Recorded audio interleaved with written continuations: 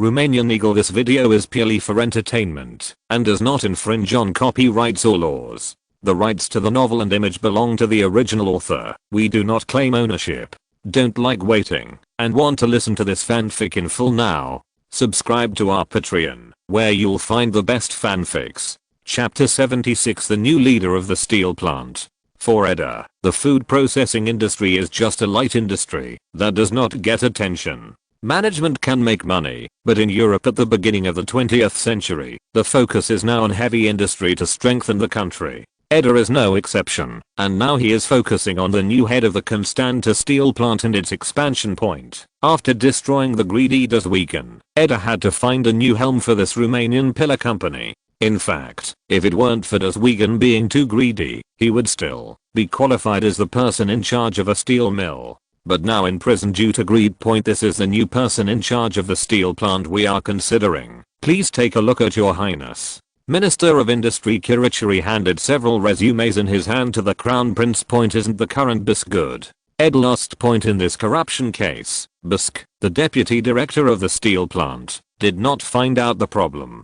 Now that the entire steel plant is being overseen for the time being, it's no wonder Edel would ask that. His Royal Highness Bisk is qualified as a production manager, but his ability to lead the development of a steel plant is still a bit poor, Kirachuri explained to the Crown Prince. Edel understood what he meant. This Bisk used to be directed to work. After asking, Edel picked up the resumes of several suitable candidates given by Kirachuri and looked at them. Vasquez, 45 years old, French, former deputy director of the Sorac Steel Company in France. Later, he resigned due to conflict with the general manager of the company, and now he does not work in any company. This time, the Romanian steel company was recruiting and submitted his resume. After Edel saw this resume, he rejected Mr. Vasquez in his heart. At the age of 45 and still being so self-motivated, it is estimated that there will be a lot of desire to control. Edel picked up the next resume. Ikcharacki, 51 years old, Polish, used to be the deputy director of the Russian Plat steel plant, and was later discriminated against due to ethnic relations, forced to resign. Now to a family. A small steel mill as the manager. Bordwell, 48 years old, German, former deputy at Krupp Steel, left for health reasons 2 years ago. Now I want to change a job after recovering from my illness, but I'm currently idle at home. Carosta, 54 years old, Spanish. He used to be the director of a subordinate steel plant of the Spanish company Sotac. Later, he resigned due to treatment problems, and now he has no job. After reading the resumes of these people, Edel asked the Minister of Industry, "What do you think?" His Royal Highness, the resumes of these people were selected from many applicants, and they basically meet the requirements of the steel plant. After hearing what Kirachuri said, Edel himself didn't know what to choose. Edel thought about it. "Would you like to arrange an interview with them?" "Alright. Then go make arrangements." Half a month later, Kirachuri came to the palace with several candidates for the general manager of the steel company. "I have seen your highness." The group saluted and said hello. After seeing Edel. "You're welcome. You are all outstanding management talents in the steel industry. This time, because the steel company has a great relationship with Romania, I invite you to come for an interview. I hope everyone can understand. Now let's come one by one." All the people nodded in understanding. Then Mr. Vasquez will stay first. After Edel finished speaking, everyone except Vasquez walked out. Mr. Vasquez, please talk about the prospects for the Romanian steel company first. Edda asked about his prospects for the steel company first. His Royal Highness, I think Romania's steel industry is relatively conservative now, and the current steel plant capacity is completely insufficient for Romania's needs. I think it is necessary to expand the scale of production capacity, preferably to occupy the surrounding market, and to hold back the domestic steel market. After Edel heard Vasquez's outlook, not a word, Kirachuri told the Frenchman, "Mr. Vasquez, thank you for your speech. Please wait outside." After sending Vasquez away, Kirachuri called in the next candidate, Ikcharacki, a Pole. Edel told Vasquez's words to Katurski. "I think now Romanian steel companies should do a good job of internal stabilization first. The current requirements in terms of production capacity are very simple. To meet domestic demand. Why? Edel asked curiously when he heard this Katurski's words. Faced with the Crown Prince's question, the Pole explained. This is because Romanian steel mills have no advantage now. When all raw materials need to be imported, the cost will be higher than others. Moreover, the development of Romanian steel companies is also due to the effect of tariffs. Mr. Katurski, please continue. After asking Edel, let him continue the previous topic point. My personal opinion is that before large-scale coal and iron mines are found in Romania, the steel industry can satisfy the domestic needs, and we are not competitive in the external market. Kirachuri saw that Edel only asked one question, and said it after not asking any more questions. Mr. Katurski, thank you for your statement. Please wait outside. After sending the Pole away, Kirachuri called the German Bordwell and the Spaniard Carlosta to inquire. After that, the industry minister asked his crown prince what he meant. Your Highness, what do you think we should choose? I think that Polish Katurski is more suitable for the current Constanta steel plant. Edel expressed his opinion. As far as Romania is concerned, the steel industry needs enough words now. After all, the cost is higher than others. Katurski's speech more in line with the request of the Crown Prince. Okay, Your Highness, I'll go tell them the result of the choice in the afternoon. Karachuli left the office. After speaking in the afternoon, Karachuli stated the result of the selection in front of several people. Katurski was very happy to be selected as the head of the Romanian steel company. Others who didn't apply for the job also congratulated him with grace. After a few days of resignation formalities, Katratsky, under the leadership of Kirachuri, took up his post at the Constanta steel plant. This veteran of the steel industry has paid close attention to production efficiency and cut off unnecessary departments as soon as he came up. Of course, he also knew that he couldn't be strict and spent half of the savings on improving workers' meals and welfare. This move made the frontline workers cheered, and he quickly gained a foothold in the steel plant. Edel also looked back when he saw that the steel plant was working well again. After a while, a piece of good news came that made him very happy. At the Romanian Power Laboratory, a small diesel engine was finally developed. Chapter 77 Small Diesel Engines. After getting the good news, Edel rushed to the power laboratory in the suburbs the next day. The Crown Prince saw Rudolf Diesel greeting him at the door of the laboratory. The Crown Prince didn't wait for them to finish the salute. He smiled and took Diesel's hand and said, Mr. Diesel is worthy of being the inventor of the diesel engine, and he has developed a practical small oil extraction engine so quickly. Facing the Crown Prince's enthusiastic performance, Diesel was a little caught off guard and was obviously taken aback when he was pulled by the Crown Prince. After all, he was a businessman, and he responded quickly and pulled the Crown Prince with a smile. All of this was accomplished under the guidance of the Crown Prince's visionary vision, and the efforts of many colleagues in the laboratory are indispensable. Edel listened to Diesel giving the credit to everyone, and it seemed that he finally realized his expertise. But without you, Rudolf Diesel, then all this will not be so smooth. This honor should belong to you, Edel said in conclusion. After he finished speaking. After saying this, Edel said to Diesel with a smile, we can't boast a day at the door, Diesel. When reminded by the Crown Prince, Diesel said quickly, Your Highness, please. A group of people walked into the laboratory. Under the leadership of Diesel, Edel saw the newly built diesel engine in a power experiment warehouse. Basello, come and introduce a new machine to His Highness, Diesel said to a young researcher in his 30s behind him. Edel saw the researcher named Basello standing next to the diesel engine and began to talk incessantly.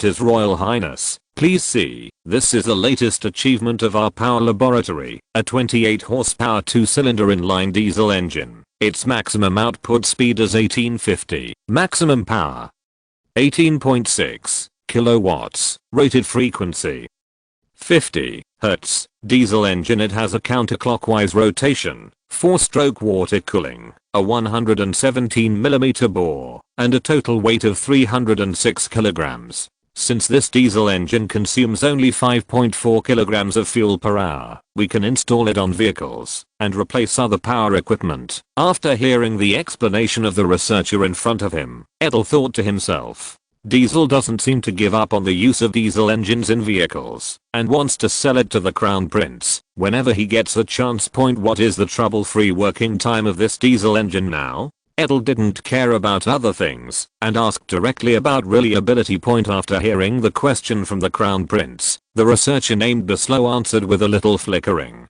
Because we have less testing, the trouble-free working time of this diesel engine is now 310 hours. After hearing his words, Edel expressed his opinion. This will not work. Your trouble-free working time must be extended. The main installation object of this diesel engine is agricultural machinery, where there will not be too high maintenance methods. If it is at this level, there is no way to vigorously develop it, and users will buy it. After speaking, Edel asked Diesel next to him, how much more does this diesel cost than a gasoline engine with the same efficiency? After Diesel heard Edel's words, he pondered and said, now because diesel engines have higher requirements on cylinders and various components, this is 20% minus 30% more expensive than gasoline engines of the same horsepower. However, since we are a new type of diesel engine, we have not completed the improvement of reliability. But give me 3 months in time, it can reach practical standards. After hearing Diesel's words, Edel had a certain understanding of this diesel engine.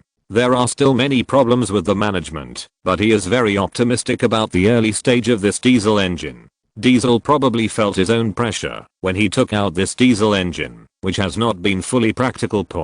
Since the establishment of this power laboratory, Edel has invested nearly 7 million lei in research and development funds. Especially since Diesel took office, they have never been short of funds. Whether it is the required materials or personnel, the Crown Prince will try his best to satisfy them. Now it is the most expensive unit in Edel's hands. I'm quite satisfied with this diesel engine now, but the reliability of the oil extraction engine requires your continued efforts. After completing the improvement of this diesel engine, the most important thing for you is to ensure that the research and development of the diesel engine continues. Edel expressed his opinion to Diesel. Now Edel just wants to do a good job in agricultural machinery production and lay the foundation for a certain weapon in the future. After we finish this work, we also have the same plan. We want to divide the power room into 3 groups, specializing in the study of small diesel engines and large diesel engines, as well as marine diesel engine models. Diesel, I will fully support the situation you mentioned. For the development of science and technology, I also hope that they will bear fruit in Romania. Edel encouraged Diesel. It's an honor for me to know His Royal Highness. Diesel expressed his feelings to Edel. After some mutual emotion, Edel left the power laboratory and returned to the palace. After asking about other progress, go and invite Director Adri over. After returning to the palace, Edel called a guard to instruct him. The guard saw the old king when he found Director Adri and was about to return, but was seen by Caroline, who had good eyesight. Come in. Following the old king's order, the Edel's bodyguard walked in good order. Speaking after a salute, I have seen your majesty. When King Carol saw the guard's actions, he knew that he was not looking for him. Then it was to look for the head of Adri around him. Tell me what the crown prince has to ask Adri. Your majesty, I don't know either. Facing the old king, the guard felt like a lamb watching a lion. The lion did not move, but the lamb himself felt a tremor. Adri, go take a look. It's probably a question of funding, Caroline said to the meticulously standing beside the manager. Most of the royal family's funds are now invested in industry. Although the invested funds have developed well, this practice of betting all the funds still makes the old king a little incomprehensible. In his understanding, eggs cannot be put in one basket, and what the crown prince is doing now is a negative teaching material. After the old king finished speaking, Chief Adri followed this guard to Edel's office. Your highness, what are your orders? How much money do we have now? The crown prince asked the question he was most concerned about. The diesel engine is almost finished, and the construction of a diesel engine factory should also be put on the agenda. After hearing the crown prince's words, Adri pondered carefully before speaking. His Royal Highness, our funds can only repay the loan, and we have no money to draw. The only remaining funds is an emergency reserve of 4 million lei, about £200,000. After hearing the words of the general manager, Edel could only abandon his plan and wait for the harvest of the rubber crisis. Less updates and bland storytelling are indeed Manchau's mistakes. but I will try my best to correct it. Please give me some time from book friends. Chapter 78 Jan Antonescu. When Edel asked about funding constraints, he also dropped plans to build a diesel engine factory. Everything has to wait for the speculation to succeed. In order to complete their ideas, Edel can only continue to be busy with other domestic affairs with regret in his heart. A guard came in and said to the hard-working Crown Prince, "His Royal Highness, this is the report completed by General Preshan inviting His Highness to participate in the training of the 12 divisions." After hearing the guard's words, Edel took the report and looked. Because the reorganization of the army is a major event, the inspection of the royal family has become a reserved program. In order to cultivate Edel's influence in the army, Carol I, except for the first reorganization, was presided over by Edel every time. There are 10 days left for the ceremony in Galati on October 14th, so I can just go out and have a look. The Crown Prince thought about it in his heart. Tell General Presson, and I will preside over it. Edel told the guards, "Okay, Your Highness." 10 days later, Edel came to the Bucharest train station and met Pre-Mountain, who had been waiting for a long time. After some greetings, the group got on the train bound for Galati, and as usual, Preshan and the Crown Prince sat together. "How's the army reorganization recently?" Edel asked about Preshan. "This year is not bad.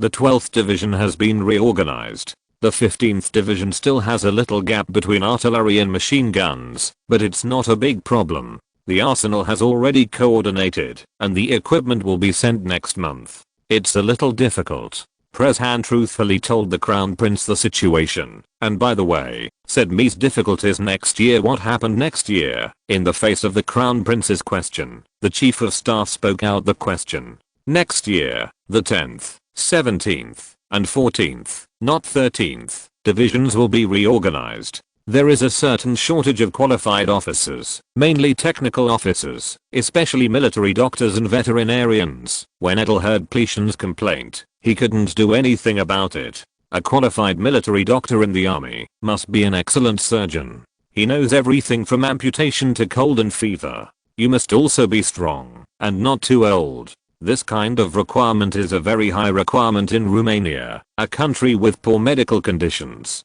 Doctors with this technology are very popular in major hospitals. In the face of high salaries in hospitals, the point given by the military is not enough. The same is true for veterinarians, who are faced with much less salary than outside. Although they are promoting patriotism and salary every day, which is related to their own interests, many people still choose the realistic side. Some people may ask why they don't raise their salaries. If they raise their salaries alone, it will destroy the salary structure of the army and attract more people to be dissatisfied. This problem can only be solved internally in the army, such as transferring someone with education and talent to study and letting him work for the army for 15 years as compensation for training costs. Edel recalled the method in his previous life and suggested. After hearing the Crown Prince's suggestion, Ploiesti only smiled bitterly in his heart. This method of the Crown Prince is too time consuming. It takes at least 3 years to train a qualified military doctor, and it usually takes 5 years, and the cost is not cheap at all. Your Highness, I will seriously consider your suggestion. After General Preshan finished he felt that he wanted to divert the topic. His Royal Highness, let's improve the soldiers' training syllabus. Do you need to take a look? Edel was a little intrigued by Preshan's words. It can be seen. After hearing the Crown Prince's interest, Preshan called to a young officer. Antonescu brought the training plan. Edel's expression was a little stunned when he heard Preshan's words, but it changed back immediately and was not seen by the Chief of Staff. Edel looked closely at this young captain named Antonescu, who had a high degree of acquaintance with the dictator of World War II, but looked much younger. In Edel's mind, it seems that it is him. Captain Antonescu walked up to the Chief of Staff with the document, hand it to him, and turn away. This is an officer who was recently transferred to the General Staff. He was a platoon commander in the cavalry division before. He is a good guy. Seeing the Crown Prince taking a few more glances at Antonescu, Pletian seemed rather impressed. Interested in talking about him. Soldiers who can be praised by the Chief of Staff must be excellent. Hearing that the Crown Prince was really interested in this Antonescu, the Chief of the General Staff planned to give the officer he was optimistic about a chance. Antonescu, Come here. Under the envious eyes of many young officers, Antonescu came to Prezhan and Edel again. Looking at the young officer who came up to him, Prezhan told him, "Introduce yourself to the Crown Prince." Antonescu said after a military salute, "Okay, Your Excellency Chief of Staff. His Royal Highness, I was born in 1882. I'm 27 years old this year. I come from Ploiesti. I have been honored by my father as a soldier since I was a child." Through Antonescu's introduction, Edel learned that he was born in Ploiesti in 1882 to a family of cavalry officers, and later became a soldier following the family's traditions, and in 1898 entered a school for the children of officers. In 1902, he was admitted to the Infantry and Cavalry Officers School. In 1904, he graduated first in the class. Before coming to the General Staff, he served as a platoon commander in the 1st Regiment of the Cavalry Division. Later, because of his excellent performance, he was valued by Ploiesti and transferred over after listening to Antonescu's explanation. Edel can be sure that he is the one who tried to save Romania's fate in World War II. Although he did a lot of wrong things later, there was no problem using him as an officer. Now it's not appropriate to do anything to help him. Let him learn more from Ploiesti's side. Edel, who had made a decision, told him, "Captain Antonescu, you have a very good family. Your own efforts have paid off, and I hope you will make a great contribution to Romania in the future." In the face of the Crown Prince's praise, the Captain Antonescu replied with a flat face, "Thank you for your Highness's expectation. I will make it my goal." After seeing that the Crown Prince had finished his question, General Prezhan told him about it. "Captain Antonescu, go and do your own business." After Antonescu heard it, he gave the Crown Prince and the Chief of Staff a military salute and left. Seeing Antonescu leaving, Edel spoke to General Prezhan.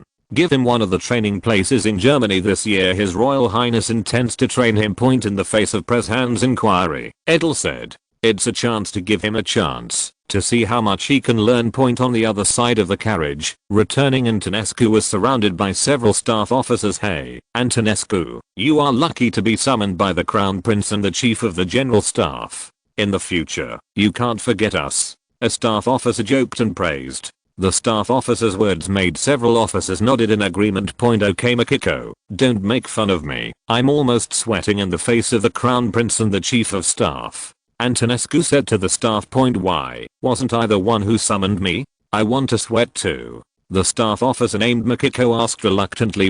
"That's because you're not handsome enough," Antonescu said with a quip that resolved the issue. Several other officers who heard the explanation said to the staff officer with a smile, "Did Makiko see it? This is the gap." That's right. The officers' fights did not affect Antonescu. As a man who has dreamed of being an officer since he was a child, now is just the beginning for him. The train arrived at Galati in the afternoon, and the work of completing the 12th Division for review and reorganization had just begun. Chapter 79. The 12th Division. At the Galati railway station, the senior leaders of the 12th Division, led by Division Commander Fleet, were waiting for the arrival of the Crown Prince and the Chief of Staff. After seeing the train coming into the station, Fleet and others stepped forward to greet him. Seeing Edel and Prezhan getting out of the train, the Division Commander Friet stepped forward and spoke on behalf of the 12th Division. "Welcome Your Highness and the Chief of General Staff to come and inspect the 12th Division. This is an honor for our entire division." Edel and Ploiesti looked at the straight line commander of Friet standing in front of them. Edel knew it was time for him to go into battle. "General Friet, it's a pleasure to meet you. I'm very grateful to the officers of the 12th Division for coming to greet you. I hope you will perform well tomorrow." After a cordial and friendly exchange, Master Friet took the people back, and Edel and Prezhan took a car to their residence. After a night of adequate rest, Edel and his party entered the barracks of the 12th Division, preparing to conduct a review of the 12th Division. His Royal Highness, Chief of the General Staff, all the officers and soldiers of the 12th Division are ready and waiting for the review by the two of them. Commander Ferit stepped forward with a military salute and shouted loudly after the salute. After Edel and Prezhan returned their salutes, Friet took them to review the officers and soldiers of the 12th Division. After seeing the Crown Prince and his party coming, the duty officer shouted with a password, "Stand at attention." With the order issued, the soldiers lined up in a neat formation, waiting for the Crown Prince and his party to review. The soldiers are in good shape. Edel praised Commander Friet as he walked through the queue.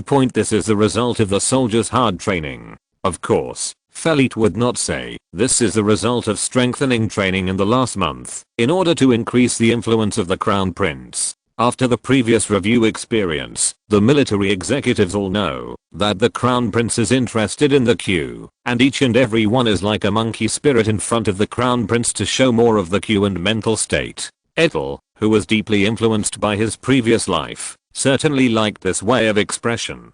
Prezhan also turned a blind eye to this kind of thing. As long as he passed the military consideration, it would be no problem. After reviewing the queue, Edel watched rifle shooting drills. This training is much more professional. Officers from the General Staff will select a platoon from the 12th Division to observe their rifle shooting accuracy and essentials of movement. This measure can basically tell the training level of a division, which is relatively fair after a round of 10 rounds of fixed target shooting at 200 meters. The statistics came out. Edel and his party, who were watching the shooting training, saw this report, and Pilishin, the chief of the General Staff, was the first to comment. The average score is 76.4, which is not bad.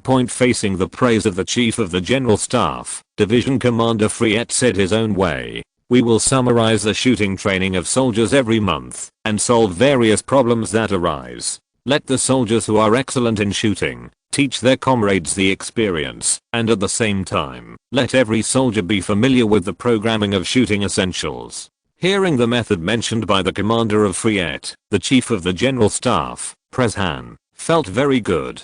And Edel felt that this method was so familiar. If you think about it carefully, it was President Yuan's method that was improved in Romania. Mr.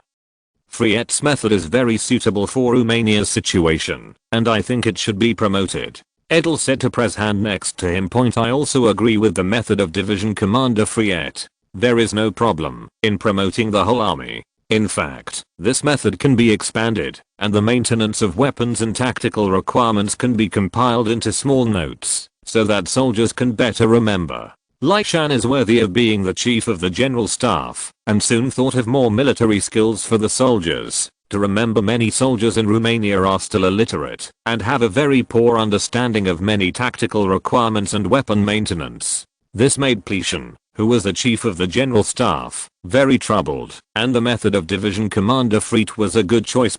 Hearing the praise of the Crown Prince and the chief of the General Staff, Friet said a little embarrassedly. It wasn't my own idea, it was written to me by a good friend. He heard the idea of a general surnamed Yuan in China, and told me about it as an anecdote.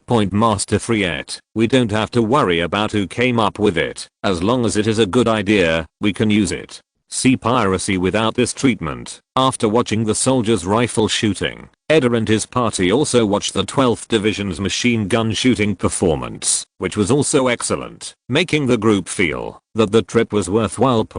When it came time for the most important artillery performance, Edel asked Division Commander Friet, "Can I do indirect artillery bombardment outside the line of sight?" Faced with a question from the Crown Prince, Commander Friet, of course, knows the most advanced artillery bombardment technology. However, this requires a considerable amount of training, and Master Friet answered the question of the Crown Prince truthfully. "Your Highness, our training has not yet met this requirement. His Royal Highness, only half of our divisions can achieve this standard. Now the 12th Division has been reorganized, and the 12th Division still needs to be trained for a period of time." Ploiesti also explained to the Crown Prince. Edel knew that he had asked a silly question after hearing the words of Prezhan and Friet. However, as a military enthusiast, it is understandable to ask some higher requirements.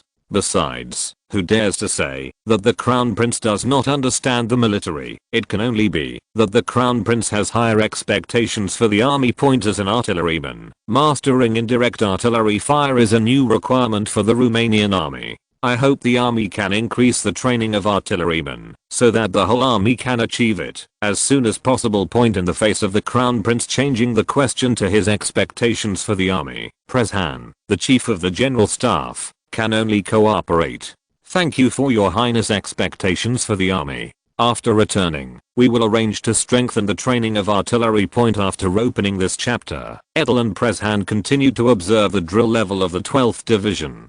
It has to be admitted here that Division Commander Ferit still has two brushes. Whether it is the artillery bombardment of the target or the display of the tactics of the company platoon, it all shows his reasonable arrangement for the training of the 12th Division.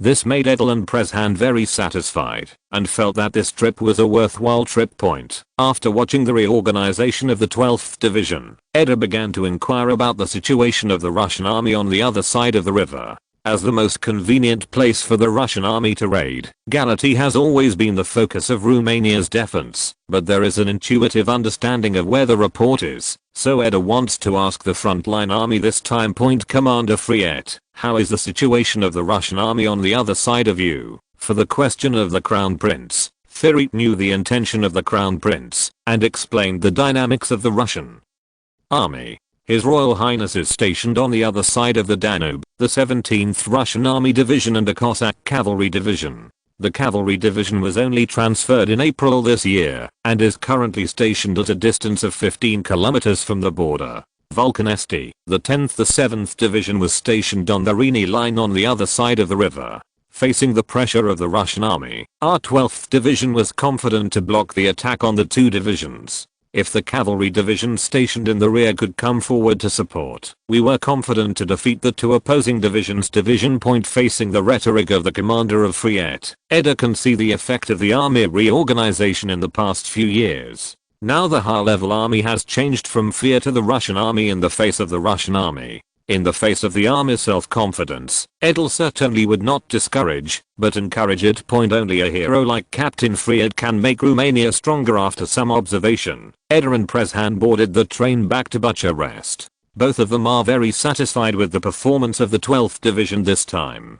I believe that in the near future, the performance of the Romanian army will surprise everyone. Chapter 80 Ploiesti Machine Works. After Edel and Prezhan returned to Bucharest, they were busy with their work. After Ploiesti sorted out the method from the 12th Division and added the content of other arms, he issued it to each army unit, and it had good results in subsequent training. Edel has no money for the time being, so he can only continue to deal with government affairs first. In the middle, I also participated in the reorganization of the 15th Division and completed the review, but there were no bright spots in the 12 divisions, and it could only be regarded as quite satisfactory. By December, diesel had finally got the reliability of the twin-cylinder 30 horsepower diesel over the line. At that time, Edel went to see it again, but in the face of diesel's expectations, the Crown Prince even considered drawing funds from Volkswagen, but he thought that they were also developing 3 to 5 tons of cars. It can only be said that you need to wait for a while. Who makes yourself too good at spending money? This wait was until March of the second year, when Karst, who was in charge of speculative rubber, came to report good news, so that the Crown Prince could continue to be able to play his construction game. His Royal Highness, our people have begun to withdraw funds. The first batch of £1.57 million has been transferred to our account after several transfers. Karst, who was tired and thin, asked Edel in the office, "Report on the progress of the work at hand." Karst, you have done a good job. This time the staff will be rewarded when they return to China. It's just that you worked hard. Looking at the captain of the guard who worked hard, Edel first encouraged him and then expressed his gratitude. It's all for Romania. It's not really hard work. After the chief guard replied, he felt that the hard work now was very worthwhile. After asking about the rubber market, Edel sent off his chief guard. After returning to his seat, considering whether he should arrange a happy marriage and vacation, after completing this task for his chief guard, let him feel the care of the royal family. Thinking of this, Edel wrote this idea on a note and asked a guard to send it to her mother, Queen Elizabeth. After doing this, Edel began to think about how the money should be spent. First of all, it is necessary to make up the balance of the construction of the power plant, and Siemens has urged it once. Secondly, a diesel engine factory will be built to produce the diesel engine invented by diesel. At present, the utilization rate of agricultural machinery in Romania is low, only reaching the level of only 3.1 agricultural machinery per 1,000 people. Compared with Russia and Austria-Hungary, it is far from enough, let alone compared with Western Europe and the United States. After thinking about it, Edel found that the money was just passed over and disappeared. Why is the money so unused? In his heart, the crown prince sighed that the current situation is difficult and life is not easy, and the live action version of the strategy game is really difficult to play. After sighing, Edel asked the guards to send a telegram to the public and asked the general manager Minoba to come over so that they are ready to transfer a group of people to build Romania's agricultural machinery factory. Even after thinking about the name, it is called Dongfanghan Tractor Factory. Think about it, and don't violate this great name. In the end, Edel took a very German name, called Ploiesti Machinery Factory, specializing in the production of agricultural machinery. In the Volkswagen plant, General Manager Minoba received a telegram from the Crown Prince, took the train that afternoon, and stood in front of Edel the next day. His Royal Highness doesn't know what to do with me. As soon as Minoba saw Edel, he inquired about the reason for this summoning. Minoba, now Dr. Diesel has developed a new diesel engine. I plan to install this diesel engine on agricultural machinery. Now there are few mechanical equipment in the Romanian countryside. I plan to build a new factory to produce these equipment. You are a professional. What do you think of this method? After hearing the words of the Crown Prince, Minoba understood Edel's intention. Knowing that it is impossible for Volkswagen to get this new factory. Now Volkswagen is big enough for Romania, with more than 30,000 employees and nearly 90,000 factories for them. At present, the export of automobiles is the largest export commodity of Romania, which squeezes the traditional food export to the third place, followed by Romanian oil. This also reflects the achievement of Romania's economy. Despite the current financial constraints, as long as it is relieved, Romania will be the big brother of the Balkan Peninsula, suppressing the countries on the peninsula in terms of economy and military. How is the performance of this diesel engine, Your Highness? Minoba asked about the performance of the new diesel engine. Edel told him the data, advantages, and disadvantages, and Minoba thought after hearing the Crown Prince's remarks, Edel didn't bother him either, waiting for the professional to give him advice. His Royal Highness is a good idea, which can maximize the advantages of diesel engines. Minoba first praised the Crown Prince's idea, and continued to talk about the shortcomings. However, will the price of agricultural machinery be too expensive due to the use of new diesel engines? In the face of Minik's question, Edel expressed his consideration of using the method of the previous life. Probably not. I thought about it. On the tractor with this new diesel engine, use a removable carriage so that it can be used with iron plows, seeders, etc. It can also be used as power for mills, etc. There are too many. This diesel engine can be used locally. Edel still has a big move that he didn't say, and that is installment payment. Faced with the Crown Prince's idea, Milik thought it was a good idea. After a little thought. It's a good idea, Your Royal Highness. If you do it your way, there will be a lot of sales in Romania. There are even good sales in Europe, and it's a very good product. Seeing that Minik supported his idea, Edel explained the purpose of summoning him this time. Minik, I hope that after the new machinery factory is completed, Volkswagen will send people to fill this new factory. Your Highness is hoping that all departments are full. Minik asked. Yes, after all, Volkswagen is now the best company in Romania, and the new factory should learn from you. Okay, Your Highness, I will prepare 3,000 people to support this new enterprise when I go back. Facing the Crown Prince's words, Minoba had no reason to refuse. After returning to Volkswagen in Constanta, Minoba began to prepare new personnel for the new venture.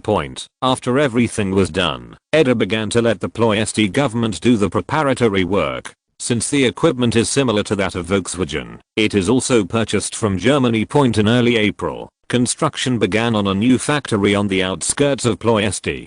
This time, the Crown Prince invested £370,000 in the early stage, and after waiting for the money earned from the rubber crisis, he invested another £250,000 one after another. According to plan, the Ploiesti mechanical plant was completed in 7 months and the equipment was commissioned in 1 month. It will achieve an annual output of 40,000 diesel engines and 20,000 tractors. In the face of another money-making tool from the Crown Prince, I believe that the European agricultural machinery market will be full of blood at that time. Chapter 81 Awards. After Edel was full of expectations for Romanian agricultural machinery to occupy Europe, Money from the rubber crisis also poured into the royal account, culminating in the last deposit of £230,000 on June 3.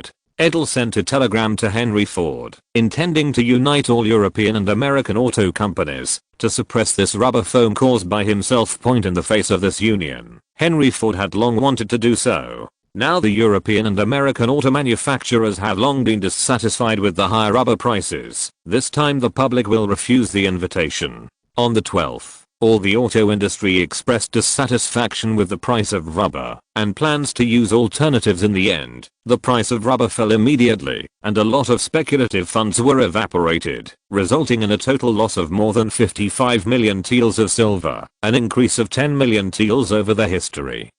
Of which the Romanian royal family, which invested the most, received nearly 30% of the 15.8 million taels of silver in the office. Edel looked at his thin captain and said, "Karest has worked hard for you this time, and all the personnel in this operation should be rewarded. His Royal Highness, how much do you think the award is appropriate?" Facing the question from the head guard, Edel was a little embarrassed. If it is less, it will not show sincerity, and if it is too much, it will make Edel's flesh hurt, and it is not easy to handle at all.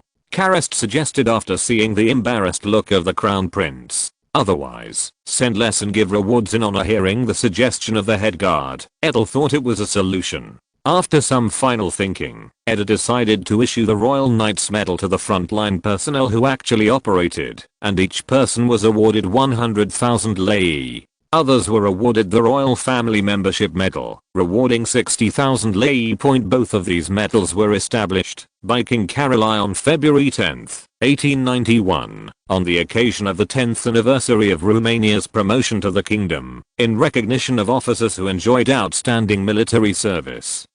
And the Hohenzollern family of Swabian Department of Civil People who have made outstanding contributions. The Hohenzollern Royal Order is divided into 4 grades: Grand Cross, Necklace, Ribbon, Star Medal, Commander, Collar Ribbon, Star Medal, Knight, Chest Ribbon, and Member, Chest Ribbon. After Edel made a decision, Karest and the waiting staff returned to the country to be uniformly awarded medals by the Crown Prince, and the bonus was distributed to them by the captain of the guard. After a month and a half, Fredericia and his group returned to Constanta on the ship Bambruno.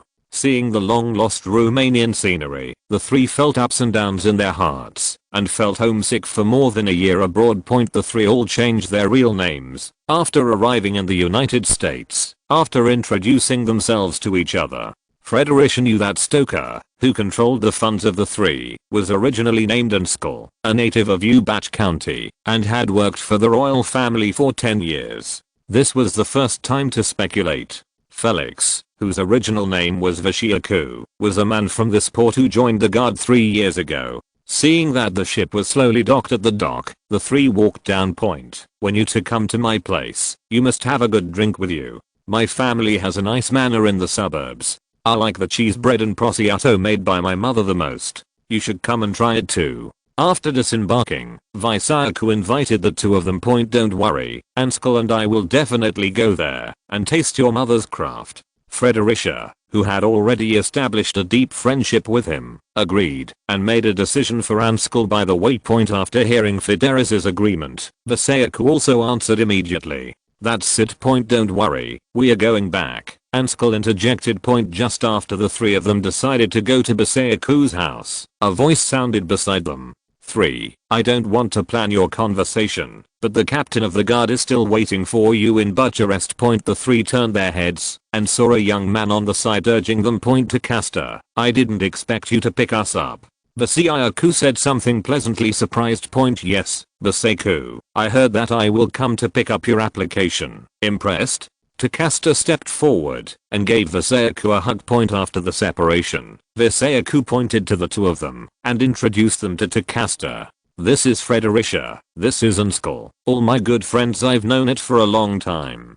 Castor replied to his friend and said to the two of them, "Nice to meet you, Mr. Fredericia, Mr. Anskell." After speaking, he explained his relationship with Vashiaku to the two of them. "I played with Vashiaku since we were young and later joined the guards together. Then let's hurry up. After all, it is not a good choice to let the captain of the guard wait for us."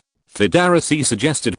No one wanted to make the chief guard wait any longer and arrived in Bucharest in the evening on the day's train. On the way, Tacasta told the three that they would be awarded the Royal Knight's Medal as a reward for their successful operation this time, as well as a bonus of 100,000 lei each. The three of them don't really care about the bonuses. The three of them have used it a lot in Shanghai Huahua world, and they have a lot of temptation for the medals. Once the money is spent, there is no more, but the medal will be recorded for a lifetime. When they are old, they can take out the medal to tell their children and grandchildren the history of the scenery. The three rested for the night in Bucharest, and the captain of the guard came to see them early the next morning.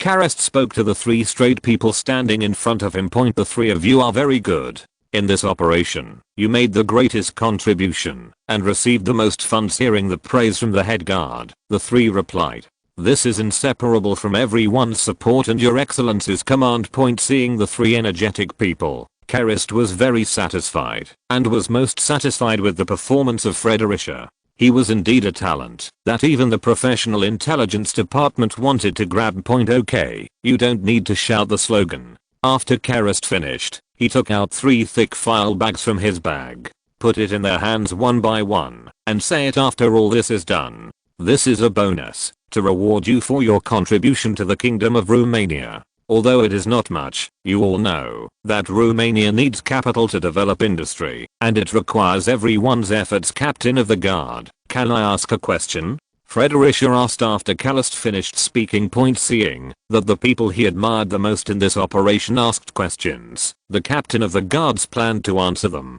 If Frederick has any questions, please ask. When will our medals be issued? After hearing this was the question, Karest asked him with a smile.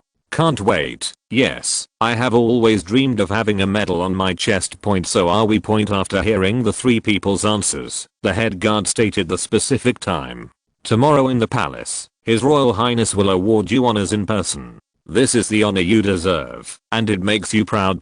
After the captain of the guard finished speaking to them, all three were very satisfied. After sending off the head guard, the three of them were looking forward to tomorrow's ceremony. Early the next morning, the three of them put on their newly issued uniforms and came to the palace to wait. Here they met all the people in this operation, and the 20 or 30 people were eagerly waiting for the Crown Prince's award ceremony. At about 9 o'clock, a guard came to inform everyone that they could go in. Under the leadership of this guard, they came to the hall of the palace, and after everyone lined up, the frontline action team was placed in the first row. The three of Fredericia were ranked in the best position in the middle, which can be seen as a preferential treatment for them. After they were lined up, the Crown Prince walked in front of them with the captain of the bodyguard.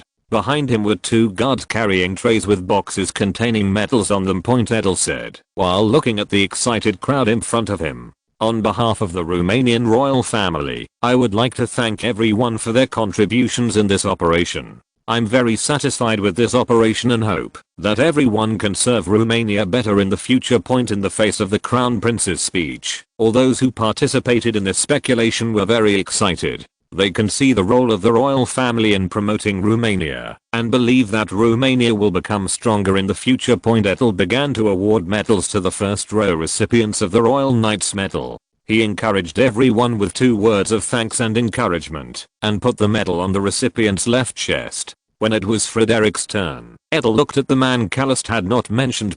"Your Excellency Fredericia, thank you for your contribution to the royal family. The captain of the guard is full of praise for you, and believes that 1/3 of the credit for this operation should belong to you.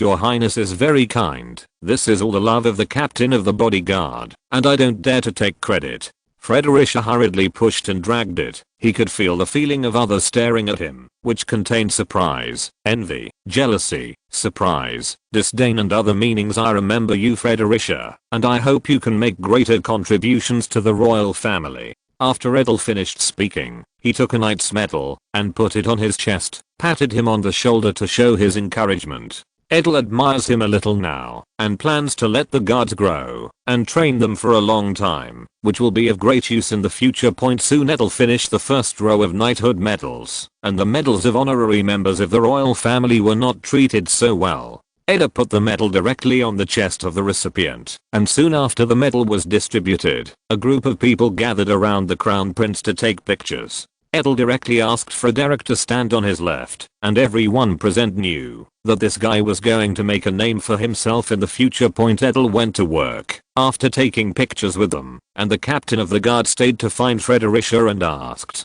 "Are you willing to continue serving the royal family?" "Of course I would." Very well, you take a break first. I will call you when I have a task. After speaking, the captain of the guard also left, leaving behind Fredericia and two friends. Frederici got the medal and went to my house to celebrate. Vishaku appeared in front of him with Anskell. "Okay Bisaku, I'm going to eat for you." The three friends decide to go to the Bisaku's house to relax and unwind. If you're listening to this novel on a channel other than Fanfic World, it means they downloaded and uploaded it without effort. We cordially invite you to visit our channel, Mundo Fanfic Novelos. There you'll find the original version of this story and you can explore many other novels of various genres. We're waiting for you to immerse yourself in a world of incredible novels. Chapter 82 Government Bonds, 4,000 character chapter. After awarding the medals to those who helped the royal family make money during the rubber crisis, Edel considers what to do with the money. After deducting the final payment to the power plant of £420,000 and the Ploiesti mechanical plant £630,000, there is a profit of £1.21 million. Just when the crown prince was thinking about how to use the money, someone came up with the idea of a small royal treasury at Prime Minister Stulia's house. He is discussing this crown prince harvest with his nephew Caraccioli in the study. As the leader of the ruling Liberal Party, Stulia is not only the chief steward of the kingdom, but also takes into account the interests of the party. The other major political party is the Conservative Party. Now Romania is also a multi-party system, but the basic governance is an exchange between the Liberal Party and the Conservative Party. Uncle, the government's finances are too difficult now. Do you want to find a solution from the royal family? I heard that the crown prince recently sent a large sum of money. Caraccioli suggested to his uncle, who was struggling financially. I probably know something about this. It should be an income of more than £2 million. Stulia did not answer his nephew's proposal directly. Uncle, now the Brediana gang in the party have been connecting together, and it is estimated that they want to be unfavorable to you. Uncle, Caraccioli expressed his worries. Brediano is another giant of the Liberal Party. He is the nephew of the late Liberal Party founder Janci Brediano and has a large number of supporters. However, Stulia is not a vegetarian. After the death of the old Brediano, he has been suppressing his nephew. In the original history, if it wasn't for the peasant uprising in 1907, he could not have replaced the old prime minister. However, due to the role of the little butterfly Edel, there was no qualifying for the great uprising in 1907. Now that the old prime minister is still in power, he can only continue to dominate. It's just that the old prime minister supported the crown prince to reorganize the army and industrial construction, and the government's fiscal deficit was soaring. It was regarded by Brediano as an opportunity to start a series of attempts to seize the position of leader of the party. These were all seen by Stulia. In fact, there has always been a voice in the Liberal Party that the old prime minister is too obedient to the royal family and has not achieved the status that the prime minister should have. Stulia dismissed these remarks because he knew that now is the time for the transition of the kingdom's regime, and the old King Carol wanted to gradually hand over power to the crown prince Edel. During this time period, anyone's irrational behavior will lead to retaliation from the royal family. A political party in Romania without the support of the royal family will not have a ruling foundation. I will consider this matter.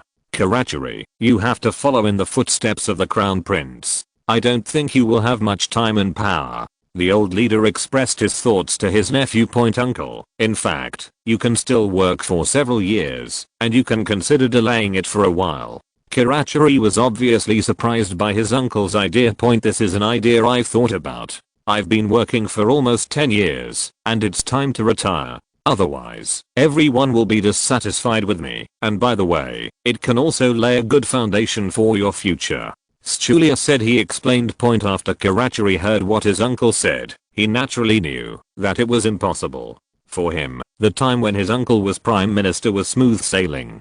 Now that my uncle plans to retire this year, how to position himself will be a problem. I will respect my uncle's decision. Although Karachuri said this, there was still a look of disappointment on his face. Sterlia, who is anyone, can see his nephew's unwillingness at a glance. Looking at the somewhat lost nephew, Stulia comforted. It's still a while before I retire. You have to continue to lead the family forward, but don't be discouraged. Facing the encouragement of his uncle, Kirachuri cheered up. Please rest assured, uncle, I will bring the family back to the current position. I believe you. After sending off his nephew, Stulia sat on the armchair, and Stulia knew that his nephew's rhetoric was not easy. Don't look at him now as the Minister of Industry. He seems to be very close to the Prime Minister. In fact, after he retired, he would find that it was impossible for at least 15 years just now. He couldn't undermine his nephew's confidence too much. He had seen too many times when he stepped down from a high position and the family was in a mess. It's much better than their own family. At least there is enough friendship with the Crown Prince, and Karachuli is also of great use to the Crown Prince now, which is not bad. The next morning, Prime Minister Stulia came to the Prime Minister's office by car. After entering the office, the Secretary Fianscu stepped forward and spoke to him. Sir Prime Minister, the army has come to ask for funds again. They said that we should have allocated 8 million lei at the end of last month, but there has been no movement so far. What did Listerine say? Stulia asked the secretary. Fianscu knew what the Prime Minister meant and replied. The Minister of Finance said, after deducting the emergency funds and daily expenses that cannot be used, there are only 2 million lei in the account. And now the issuance of government bonds. The Minister of Finance is not optimistic. Mainly except for Germany, countries do not support our issuance of government bonds. Germany is now. It's not a good time, and it's too late. And the autumn agricultural tax is still 3 months away. Now the Chief of the General Staff is sitting in the lounge waiting for you. After hearing the secretary's words, Stulia was also secretly worried. Before Britain, France, and Russia were alright, Romania was very old-fashioned in cooperating with Germany and Austria in Bosnia and Herzegovina. It would be a ghost if they could still issue government bonds in the financial markets of the three countries, and Austria-Hungary and Romania were recently in Transylvania because of the oppression of the local Romanians. The only Germany that can help them, because the battle with the British in the dreadnoughts is also financially tight. At present, the domestic financial market cannot meet the needs of the government at all, so they can only pull up their belts to live a hard life. Thinking of this, Prime Minister Stulia can only appease the first person in the military now, and is trying to solve the financial problem. Invite the Chief of General Staff to me, the old Prime Minister said to the Secretary. Fianscu, who was instructed by Stulia, went out to invite Pleshin. And after a while Pleshin opened the door and entered. The Chief of the General Staff stated his purpose directly. Your Excellency, I'm here for the payment last month. In the face of Pleshin's straightforward speech, Stulia said without rushing, General Pleshin, the government can't get this money now. In the face of the Prime Minister being so rude, Pleshin almost couldn't help but scold his mother. Whoever dared to talk to him like this in the army would have been kicked out of the army long ago. Fortunately, I knew that the Prime Minister's office held back, so I asked directly, when will I get the money? Now we can only wait 3 months after the agricultural tax is collected. Stulia replied slowly. Pleshin almost jumped when he heard that it would take 3 months, and directly refuted it. This can't be done. After a month, the army's salary will not be paid. Do you know the consequences of this? Pleshin took a breath and said, the bottom line of the army. I have to see the funding for at most half a month, or I will let the soldiers come to the Prime Minister's office to receive their salaries. After finishing speaking, Pleshin strode out of the Prime Minister's office, leaving behind a group of people attracted by the quarrel. The news of the quarrel between the Prime Minister and the Chief of the General Staff came out like this, and Edda got the news at noon, and was surprised by the embarrassment of the government's finances in the evening at Stulia's house. Karachuri was also questioning the old Prime Minister about what happened in the Prime Minister's house this morning. Why does my uncle make a big fuss with General Pleshin? It doesn't do us any good. In the face of Karachuli's question, Stulia looked at his nephew, who was young and inexperienced. The old prime minister sat on the armchair with his hands on his stomach and asked his nephew with a calm face.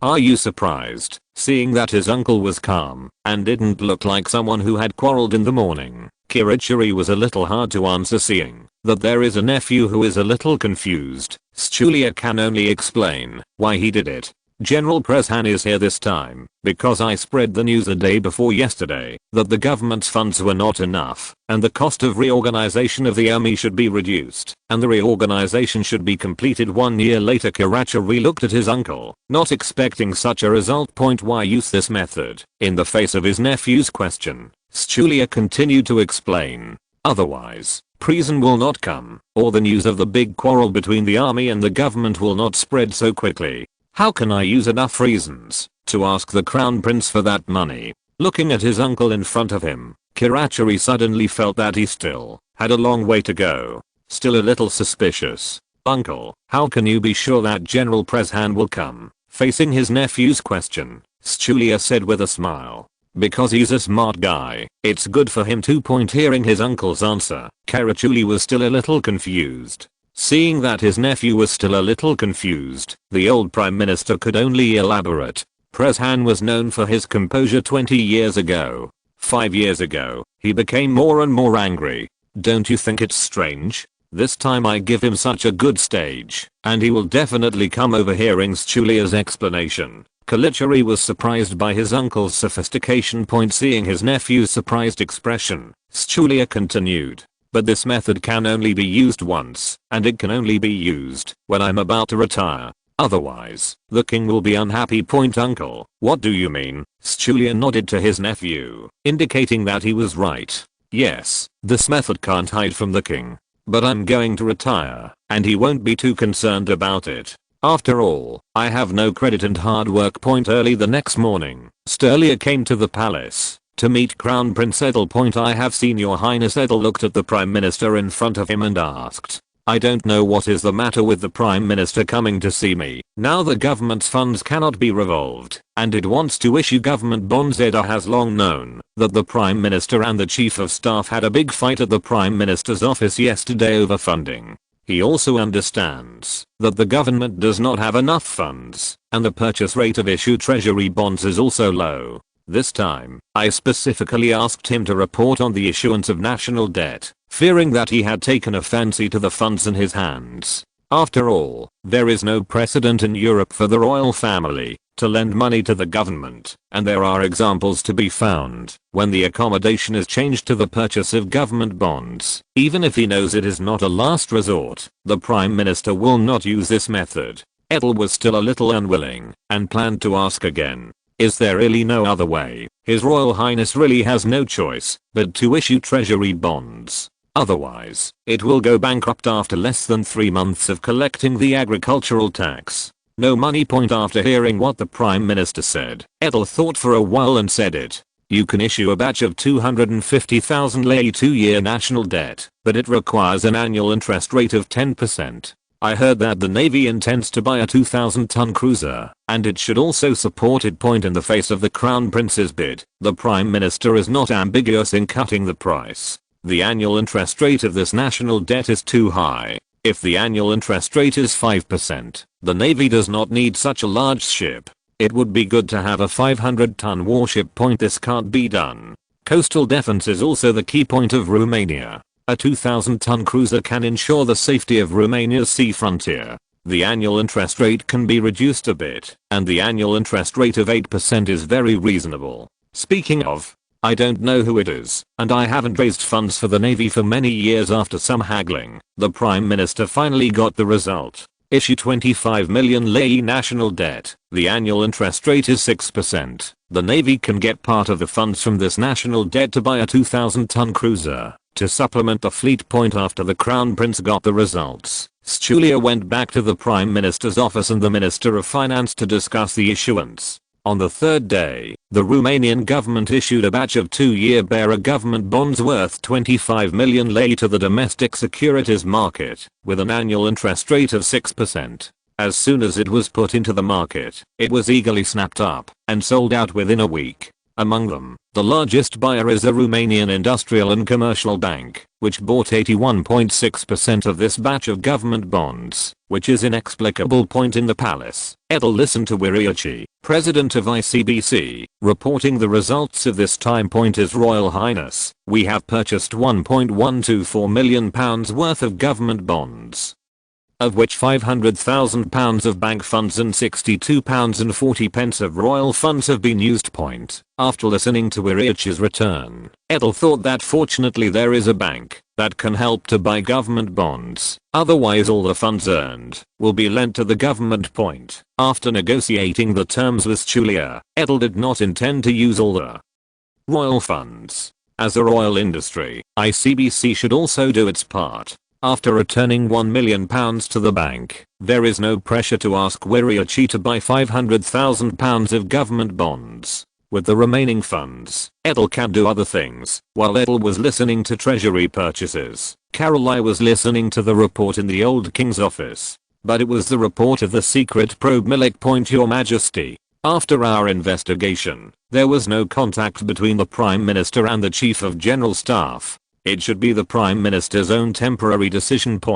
After listening to the report of the secret probe, Caroline asked again, is it reliable? It is completely reliable. We found out the information 4 days ago, and it took 4 days to review the reliability. Go down. After Milik stepped down, Caroline was relieved. The actions of the Prime Minister and the Chief of General Staff made him very uneasy. That's why he asked Milik to investigate. In the face of power, no one can take it lightly. This is the tradition of the Hohenzollern family, and of course the old king will not forget it. Chapter 83 Naval Plan Part 1. The most surprising thing about the government's issuance of government bonds is the Romanian Navy. Navy Minister Rear Admiral Lumatan and Fleet Commander Rear Admiral Nestacu are the two most delighted after being informed that the government will allocate funds for the Navy to build a cruiser. One more thing, when Rear Admiral Lumatan was the commander of the fleet, Nestacu was still a colonel and his deputy. After Lumatan was transferred to the Navy last year, Rear Admiral Nestacu was promoted to Fleet Commander, and his rank was also raised 1 rank. Both of them had such a surprise shortly after taking office in their respective positions.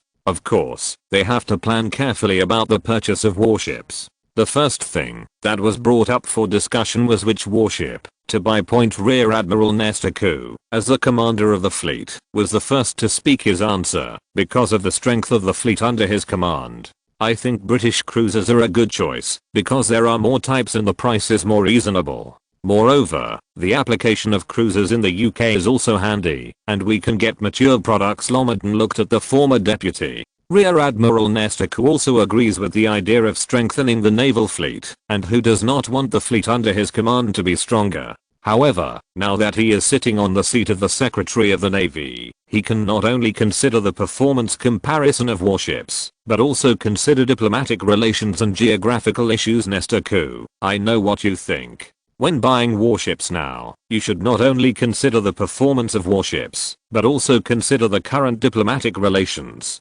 Lumatan explained to Nestacu. After all, Romania is in the cracks of European powers, unlike other countries in different continents, which do not have so much pressure. Now that the confrontation between the two camps is so high, it is not so simple to buy a warship. Lumatan, I have also considered this issue. Our warships are basically British ships now. If other countries buy them, it will increase our logistical pressure. And we are only a small cruiser of more than £100,000, so it should not be that big. Influence.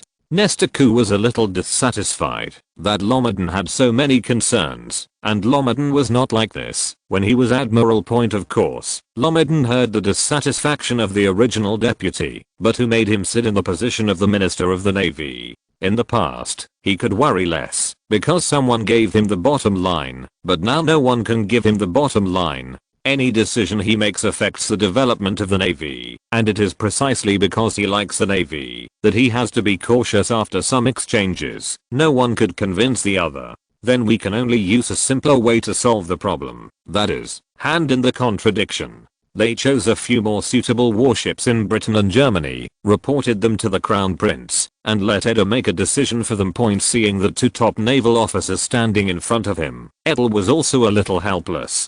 Who are these people? You can ask him to say battleships. Who knows what's going on with these small warships? But now the problem is in his hands, so we can only see it first. Edel picked up the information in his hand and read it. In the first document is the British Adventure class. 374x38x 12 feet, 2640 tons, 16,000 horsepower, 25 knots, 10x76mm guns, 8x47mm guns, 2x 18-inch torpedoes.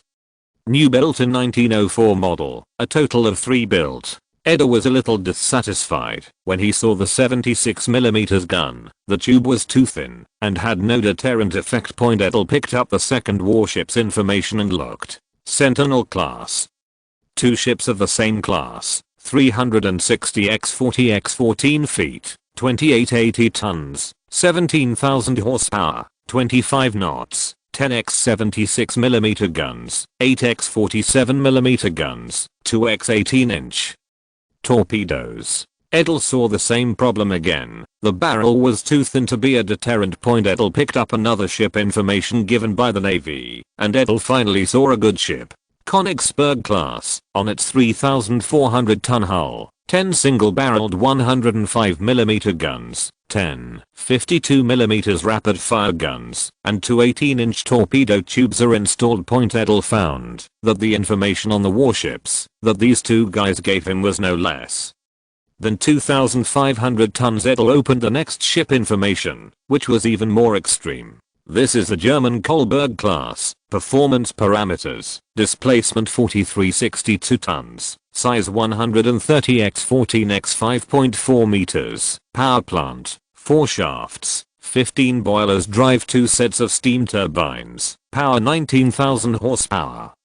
Speed 25.5 knots, range 3,500 nautical miles / 14 knots. Personnel 367 people. Armament, initial state, 12 single-barreled 105mm guns, 4 52mm anti-aircraft guns, 2 450mm torpedo tubes, can carry 100 mines, armor deck 20, 40mm, gun shield 50mm, conning tower 100mm. Seeing this, Edel felt that he was too good to talk. The 2,000-ton warship requested information on the more than 4,300-ton ship.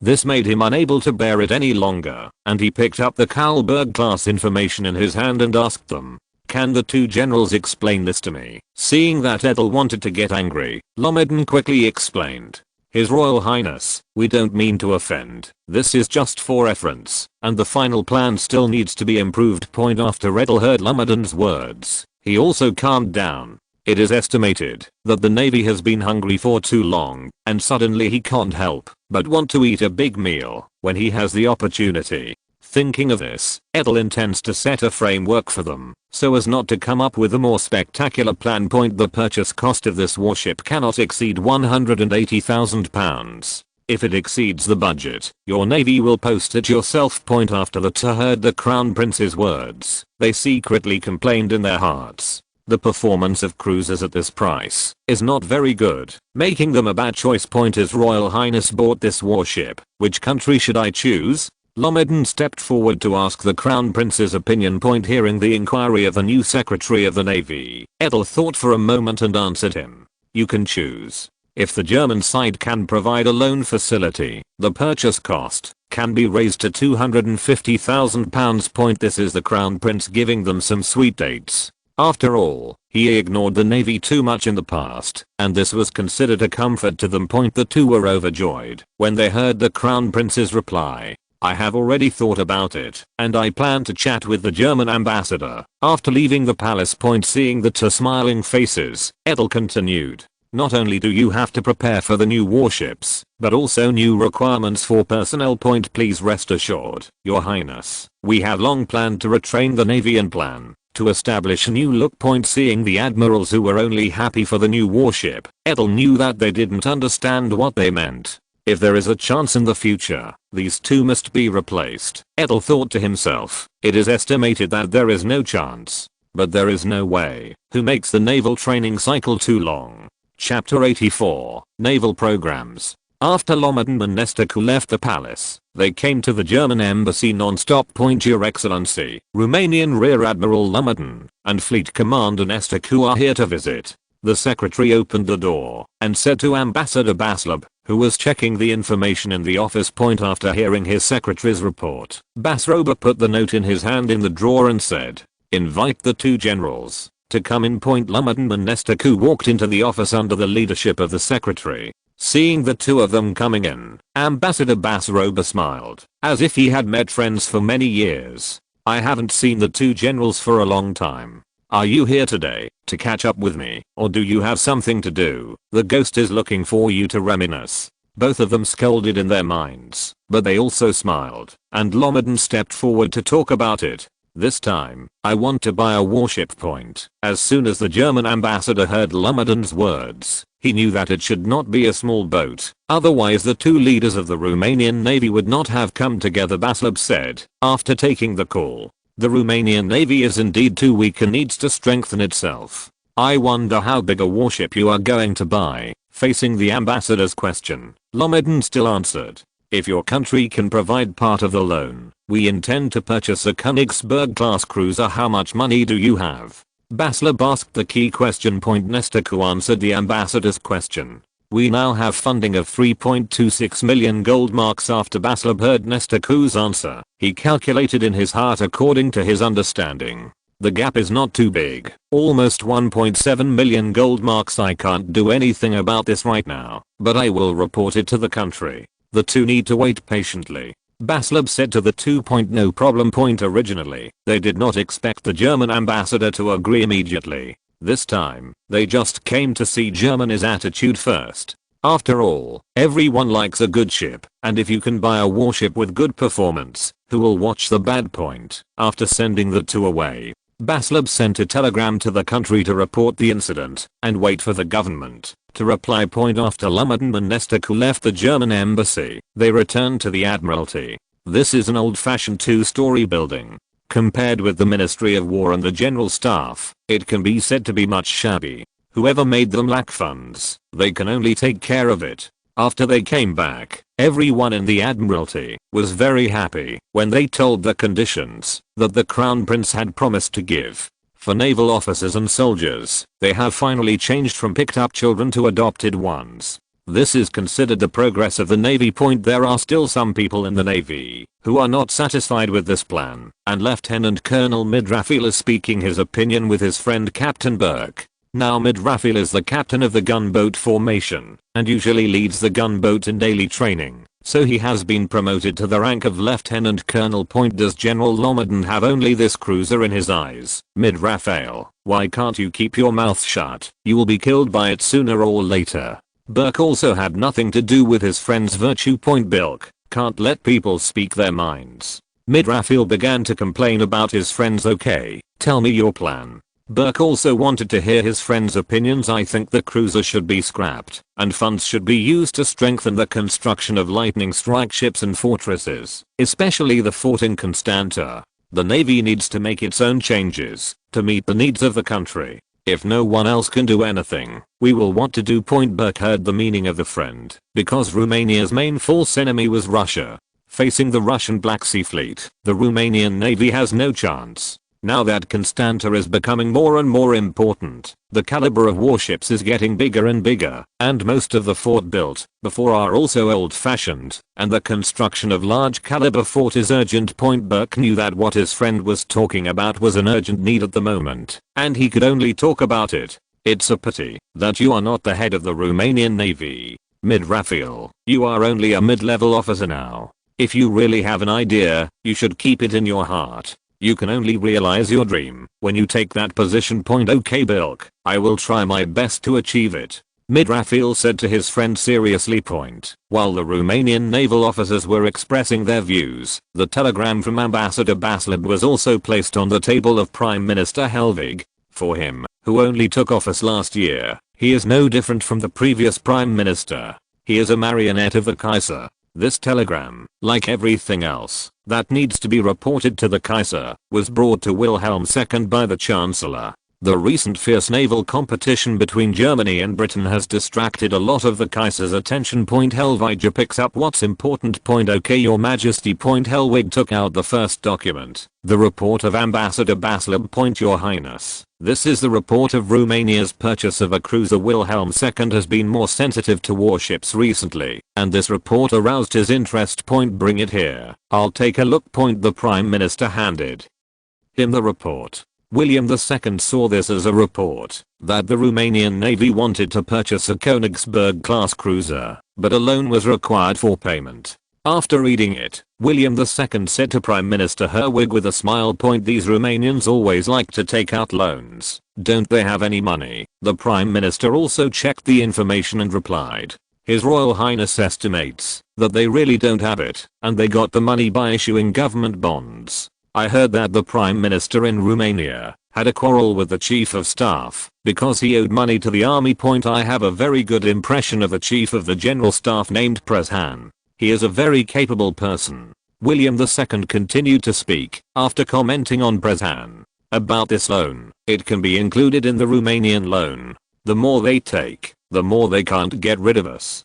Tell them we can provide a loan to buy the latest Königsberg-class cruiser. After sending Prime Minister Herwig away, Wilhelm II's dissatisfaction with Austria-Hungary intensified. If it wasn't to win over Romania, would he need to do this? Originally, on the issue of Bosnia and Herzegovina, Romania's actions made him very satisfied. As a result, in Transylvania, the Hungarians began to oppress the local Romanians again, and the relationship between the two countries plummeted.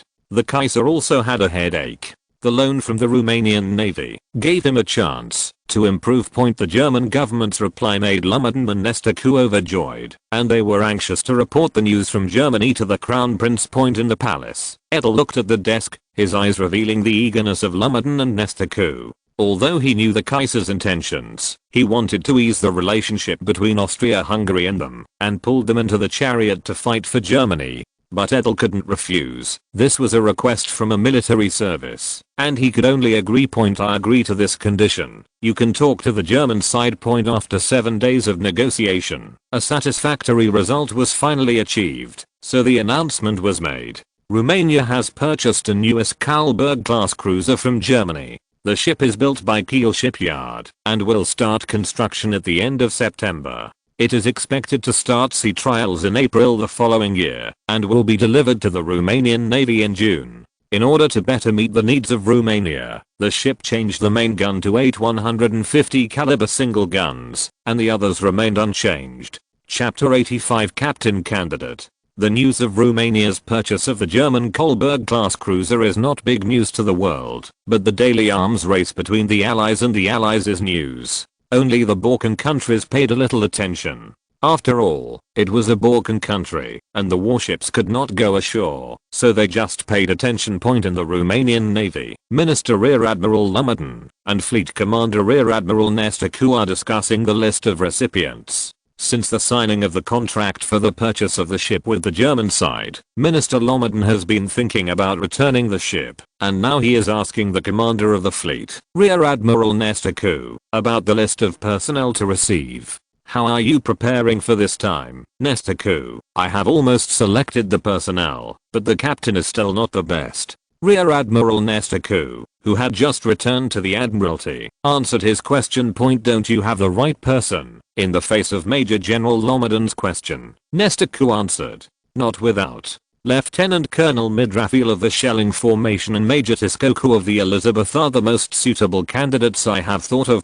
Rear Admiral Lommerdon had been a fleet commander before, and of course he knew these two officers. This is also the most suitable candidate in the Romanian Navy, but both have their own shortcomings. Lieutenant Colonel Midrafil has good artillery skills, and is also good at navigation and ship coordination. It's just that this person is more outspoken, and he has to express his opinions on things that he is not used to. Major Tiskoku is on the other hand.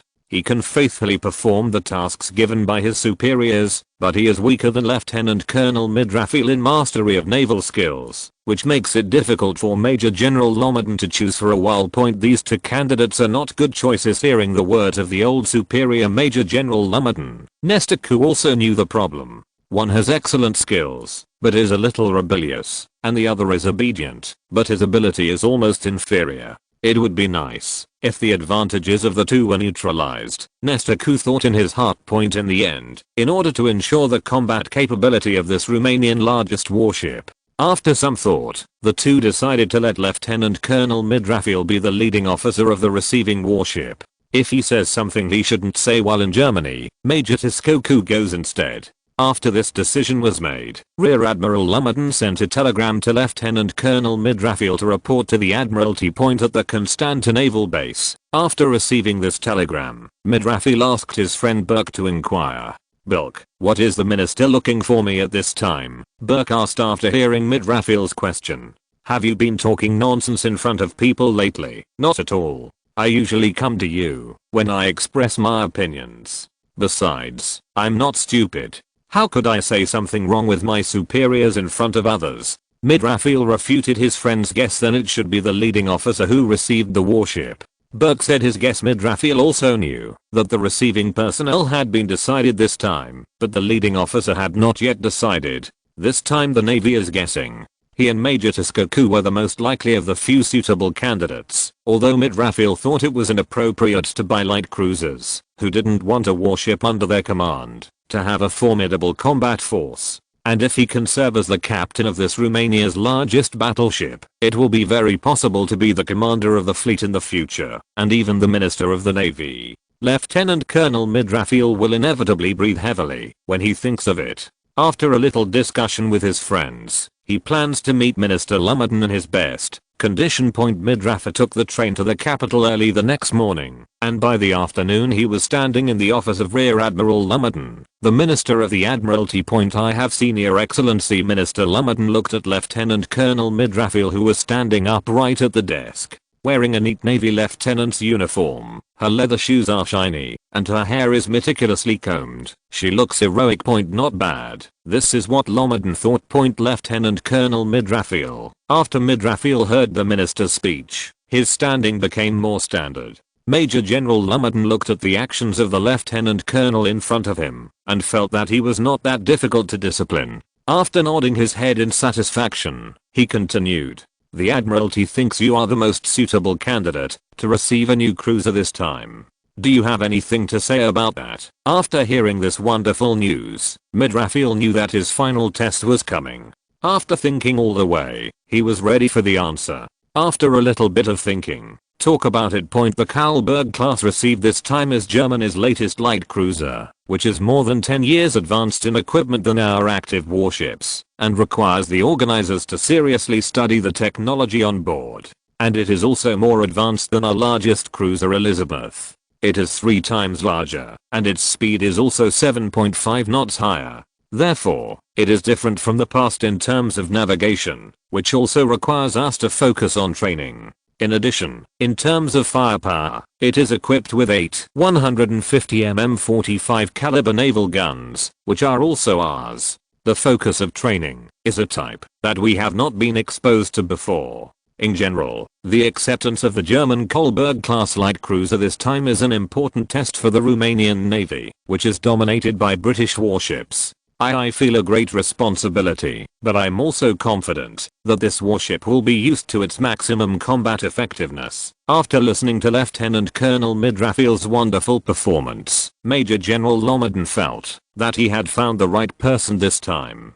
It can be seen that Lieutenant Colonel Midrafil's ability makes him very satisfied. I'm very satisfied with your answer, Lieutenant Colonel Midrafil. I hope you can do exactly what you said.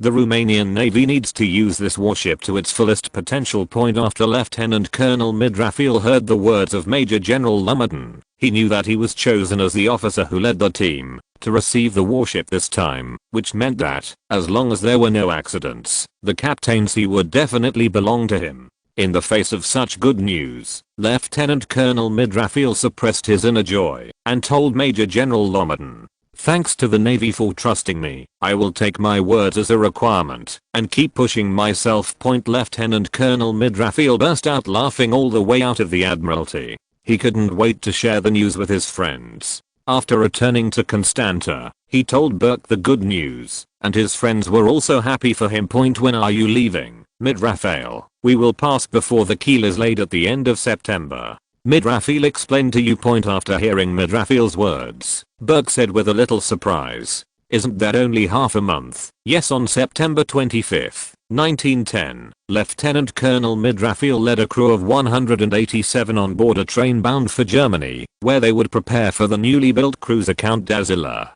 Along with him was Rear Admiral Nestor Koo, the commander of the fleet, who will lay the first keel for the construction of the warship. Chapter 86: The Change of Little People. When Lieutenant Colonel Mid-Raphael happily led the naval personnel to Germany to receive the new warship, others in Constanta are also moving to Ploiesti for a new life. At the Volkswagen plant in Constanta, Soderville was discussing with his longtime friend Edel that the Ploiesti machine works would transfer Volkswagen staff. It's not that they have nothing to do, but that Soderville is one of the recruited members. What should I do now? In Edel, Soderville, who lived in the Volkswagen factory with great taste, asked his friend's opinion. Because they entered the Volkswagen factory earlier, and their young age belongs to the stage where they can still learn. Later, both of them were sent to specialized training schools for re-education.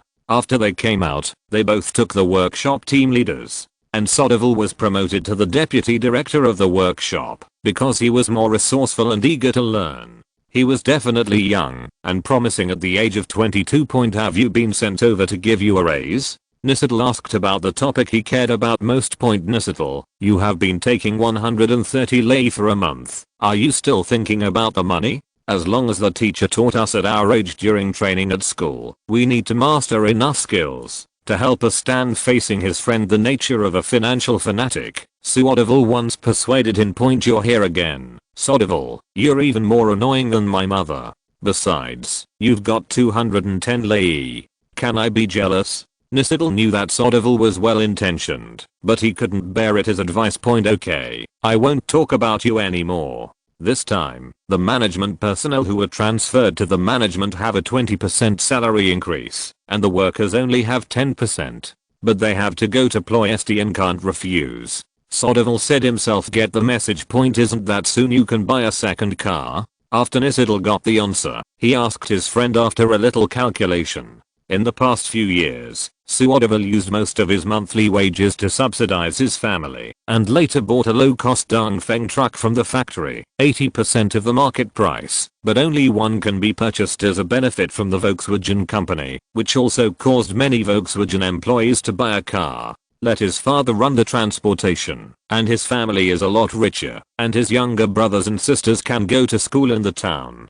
Because both of them are smart and eager to learn, now his younger brother is studying in a local middle school, and his younger sister is also preparing to go to a middle school. But Soderville's current salary is enough to cover their tuition and living. To put it another way, due to Romania's industrialization, although Edel did not increase funding for education, ordinary people who made money also sent their relatives of school age to study. The number of students enrolled in 6-year primary schools in Romania has increased from 506,000 in 1905 to 618,000 now, and the enrollment rate has increased from 83.1% to 91.7%, which can be regarded as a primary level of national education, and the number of teachers has also increased from 12,100 to 1.49 million people. In fact, the biggest changes in Romanian secondary schools, whose enrollment has increased from 11,900 to 21,600.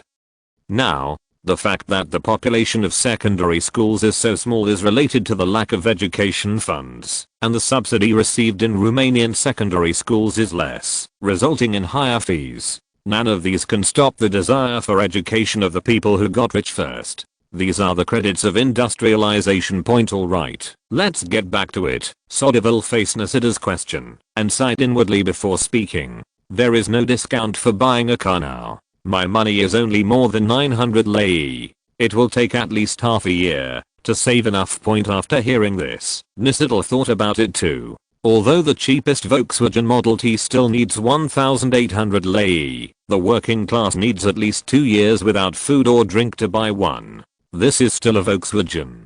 The result of price cuts for the Model T, significant cost reductions due to standardization of parts and assembly line proficiency, also to crush other European automakers. Don't consider the more expensive Dongfeng truck without more than 3,500 lei points. Edel is fortunate that your salary is much higher now, so that you can afford the tuition of your younger siblings. If you are still like me, I guess you will not be able to save money. Talking about his younger siblings, Edel also remembered my sister, Minina, is not a reading material at all. She is now a 19-year-old girl, and the family plans to marry her to a young man named Bisiaku in the next village. This guy's not bad, quite a hard worker. Their family also bought a truck for transportation. The last time I saw my sister was very satisfied with this young man. Now the family is estimated to be busy with his sister's lifelong affairs, and it is estimated that he will be given to him. Thinking of this, Edel also hurts to himself. How come none of the girls in Constanta can see his goodness? His friends don't have this trouble at all. Edel, who looks pretty good, has many good girls who have secretly promised him in the past 2 years. Especially after being promoted to deputy workshop director, a few good-looking girls asked him to pass on private messages to his friends, which made Edel extremely sad. The object of his jealousy brought him back to reality when he was hurting himself over the events of his life. What are you thinking, Nisida? Just wondering why no good girl likes me. Edel told his friend what was on his mind. If you go to Constanta's brothel a few more times a month, Edel, probably no one will like you.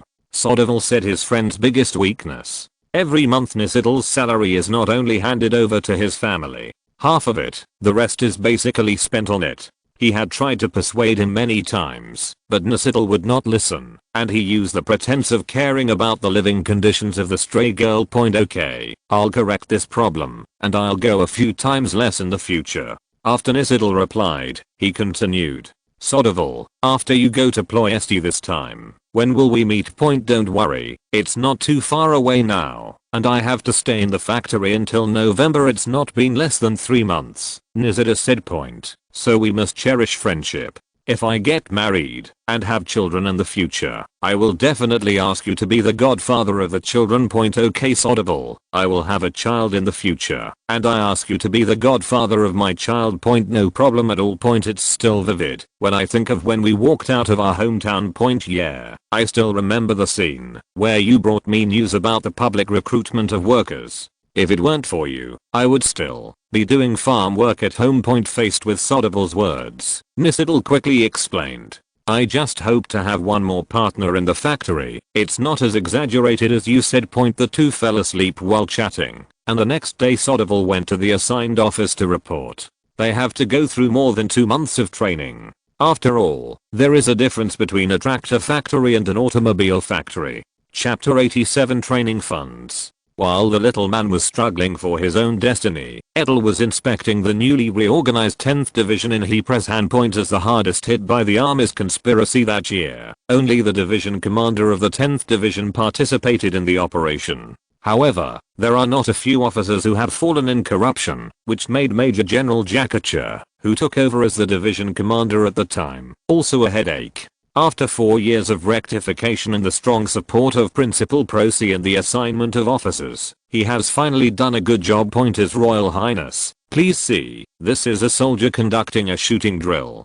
Commander Yakacha pointed to the soldiers who were shooting, and said to the Crown Prince and the Chief of Staff. Both of them looked in the direction of his fingers. A platoon of soldiers was conducting shooting training such as standing, lying, and moving. These soldiers were still in standard postures, but they both shook their heads secretly when they picked up the binoculars to check the results. The grades were worse than those of the previous divisions, and this was also shown when checking the grades later. When Master Yakacha saw this report card, he felt that his face could not be hung up. Your Highness is disappointed. Next time, I will show you the brand new 10th Division. Master Jakacha, I know the situation of the 10th Division. I don't mean to blame you. The training needs to be strengthened. Edel told him. The Chief of the General Staff, Pleshan, had told him before that it would not be feasible if the reorganization costs for this year were completely in accordance with previous years. The reorganized army needs training to ensure combat effectiveness. plus the cost of purchasing weapons, so the final reorganization of the 10th, 14th, and 17th divisions will have lower training costs this year. Edel has long known about this situation. The old Prime Minister had already said it when he helped the Prime Minister issue national debt. Now Romania's fiscal revenue has gradually increased from 252 million lei in 1905 to 451 million lei in 1909, 50 million lei higher than historically. Among them, oil exports and automobile manufacturing accounted for 41.3% of the increase in tax revenue, which was the absolute main force in Romania's fiscal revenue increase. Others are obtained from the increase of corporate tax, commercial tax, import and export duties and inheritance tax, etc. The increase in traditional agricultural tax is not too small, but it has increased from 87.4 million lei in 1905 to 96.14 million lei. However, in terms of expenditure, Romania is also doing its part to grow rapidly. Among them, the annual repayment of external accounts is 27 million lei. In infrastructure construction such as roads, docks, railway stations, and dredging channels, it accounted for 61.57 million lei in 1909. This is due to the weak infrastructure in Romania. Expenditures on public safety and healthcare in 1909 were 47.6 million lei. In 1909, a total of 86.4 million lei was spent on education, and 35.9 million lei was spent on government personnel's office expenses. At present, the main military expenditure of financial expenditure is 97.1 million lei, of which the Navy spends 10.75 million lei and the Army spends 86.35 million. This shows that Romania's national defense focuses completely on the salary of personnel, and the army is 1567. For 1 lei, the training cost is 18.7 million lei. The purchase of weapons and equipment is 34.7 million lei. The purchase cost of other equipment is 10.78 million lei. And the remaining 6 million lei is the daily living expenses in terms of specific training costs, in order to ensure the combat effectiveness of the 10 divisions previously reorganized. The amount of training must not be reduced. This year's training funds are only so much, and the cost of reorganizing the 3 divisions can only be reduced. From this, it can be seen that military expenditures account for 21.5% of fiscal revenue, while army expenditures account for 19.1%. This year's weapons and equipment procurement costs are the bulk of the army, accounting for 40%. It can be expected that with the completion of the reorganization of the army this year, the government will breathe a sigh of relief, even if it has to pay back more than 17 million lei to Germany every year, which is much stronger than it is now. At least the loss of weapons is not as large as the purchase, and 10 million lei per year is not bad. Edel and Prezhan were also fully seen in the subsequent drills. The lack of training funds has a great impact on the 10th Division, especially in the technical arms. The artillery shooting performance is the worst in the reorganization over the years, and the machine gun shooting performance is not much better. This made Edel and Prezhan also secretly hurt, and the division commander Jax was about to cry when he saw it. General Jakacha, don't be discouraged if the results of this exercise are not satisfactory. I can give you a year to make up for it next year. Chief of General Staff Prezhan said to the unfortunate division commander, thanks to the trust of the Chief of the General Staff, I will definitely show excellent results next year and get back the face I lost today. Commander Jakacha quickly assured Ploiesti, well, I'll come to see your drill next year. If it's still that bad, I'll be punished. When Master Jakacha heard what Ploiesti said, he said it with a rush in his heart. Please rest assured, Chief of the General Staff, if it is so bad next year, I will resign myself and leave. Then it's better to see your good grades next year. After Ploiesti finished speaking, he got into the car with Crown Prince Edel, who was standing by, and left, leaving behind Jakacha, who was secretly ruthless in his heart. It is conceivable that the officers and soldiers of the 10th Division must have a hard time this year. What's the matter, Chief of Staff? Who told you that you can't get a good report card? Prezhan, who was sitting in the car, spoke to the Crown Prince. I'm so sorry, Your Highness, for making you watch a bad drill. The Chief of Staff doesn't have to do this. I know it's not your responsibility. The main reason is that the financial revenue is not enough to support the current result. Edel comforted Prezhan. The Crown Prince himself did not expect such an obvious result of the shortage of training funds. The previous complaints from the Prime Minister let the Crown Prince know the government's financial hardships, and now the performance of the army has let him know the importance of training. It is no wonder that the armies of several major powers can also show overwhelming advantages in the face of the armies of other countries with the same equipment. This is the role of training. When the cost of a 75 shell is more than 10 lei, the cost of training is also directly related to combat effectiveness. Now weapons and equipment are getting more and more advanced, and the requirements for personnel are getting higher and higher. If you want to reach the level of the great powers, considering the level of the citizens, the Romanian army cannot achieve it without a lot of training. Except for the Russian army, which is the presence of volume. Thank you, Your Highness, for your understanding. I will pay attention to this situation in the future to avoid it happening again. For General Prezhan, Edel is still very satisfied with his performance in the position of Chief of Staff. Although there are some small problems, but it is not harmful. Who can not have a little problem? The two returned to Bucharest by car, and sure enough, the 14th and 17th divisions had these problems. This made Edel sigh. This is really no money and really can't do anything. This chapter is very painful to write, and I have checked a lot of information. Fortunately, there is an annual inspection statistics table given by Wutong, chapter 88, the Austro-Hungarian princess. After Edel returned to the palace, he examined himself. Although he has been reborn in Romania for so many years, this is a common problem of transmigrators, and is too ambitious. Fortunately, Romania has a good foundation, and by taking the lead in the car, he can make his plan barely pass. After the lesson of this incident, Edel decided that this could not be the case in the future. There is absolutely no room for yourself, and the funds are spent to the extreme. If an unexpected situation occurs, it will be disastrous. After thinking about it, Edel checked in his office for any documents that needed to be handled by himself. Just when he was about to deal with the matter at hand, the manager Ed came to his office with joy. Your Highness, Your Majesty asked you to come over. After hearing the words of the chief executive, Edel put down the work in his hand and asked, Sir, what is my father looking for? Director Adri, considering that the Crown Prince knew immediately, and it was not something that could not be said, there was no need to conceal it. It's about His Highness's marriage. Edel was a little surprised when he heard the chief's words. In recent years, as Edel has grown up, the king and queen, like ordinary parents, have become more and more concerned about their children's marriage. Not to mention that the Carols are both grown-up children, and they are even more anxious to find the other half for Edel. It's just that in the European royal family, there are not many women of the right age who are suitable for Edel.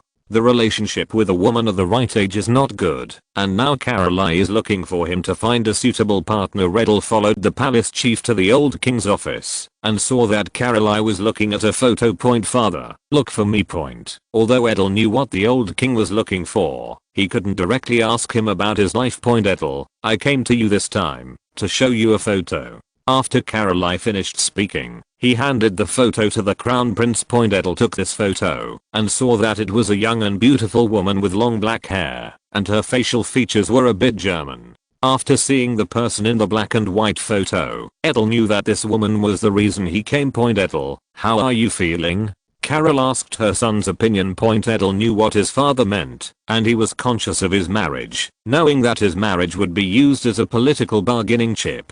He has thought about this very thoroughly, and he will lose a lot of things while holding the power. However, he is now obsessed with mastering the rights of others, and he can only serve the rights to his other half. This is Edel's transformation from an ordinary person in a previous life to a big man.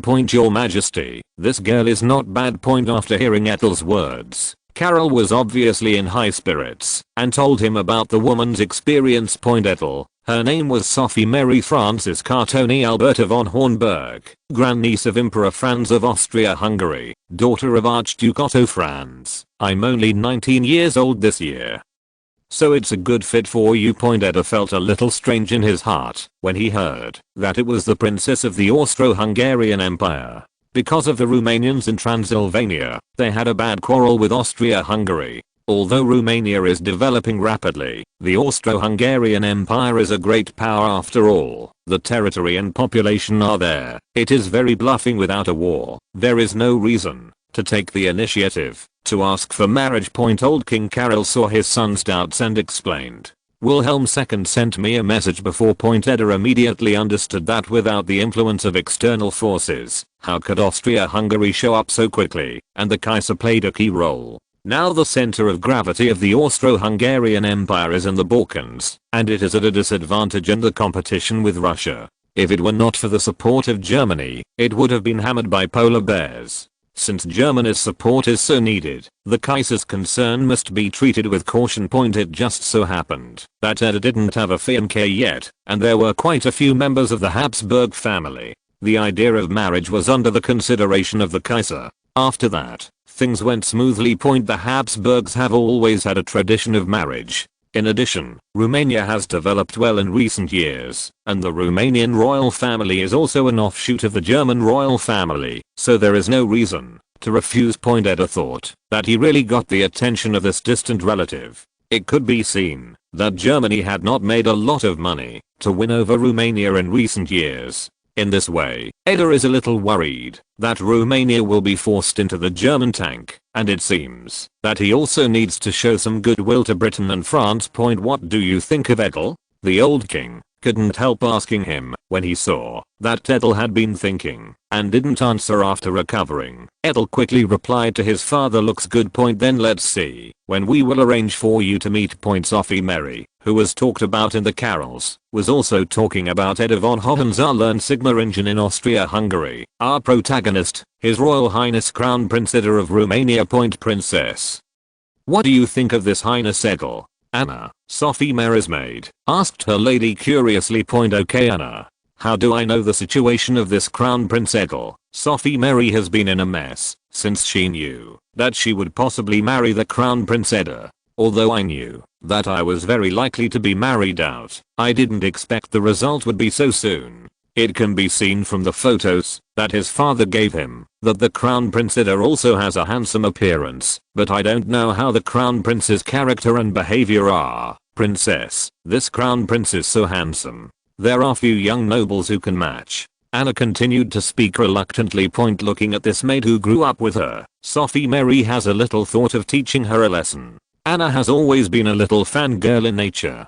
If it wasn't for being by her side, she would have been deceived long ago.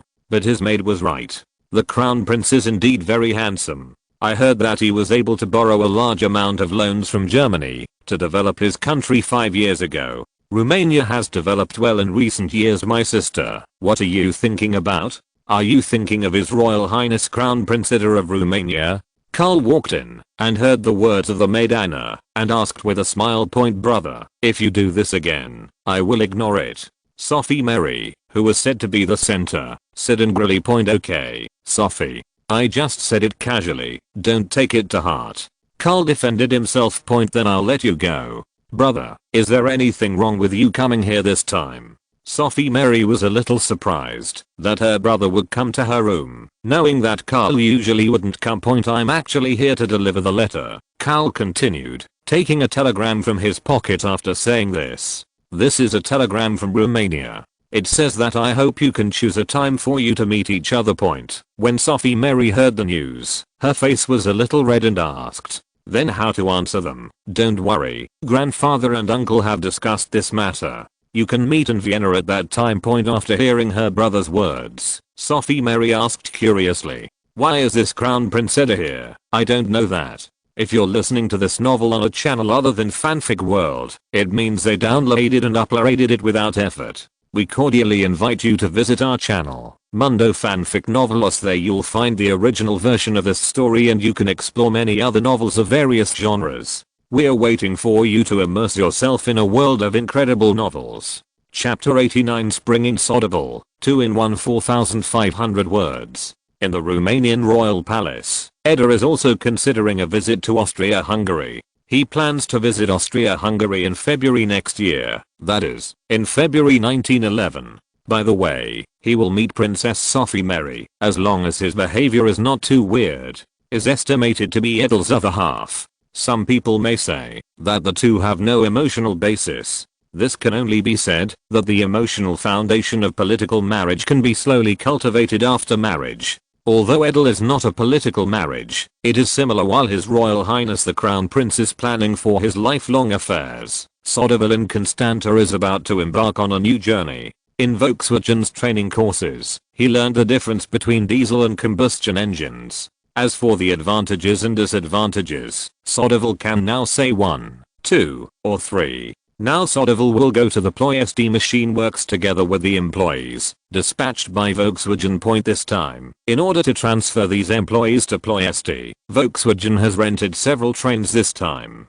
From this, it can also be seen that Volkswagen has a lot of money. It is no wonder that Constanta has developed rapidly in recent years, from a population of 378,000 in 1905 to a population of 602,000 in 1910. In 5 years, it has directly increased by 224,000 people, an increase of nearly 60%. Among them, there are more than 50,000 people directly relying on the Volkswagen factory and more than 30,000 workers owned by the Volkswagen factory. There are 90,000 direct beneficiaries, plus indirect beneficiaries, which means that half of the city is affected by Volkswagen.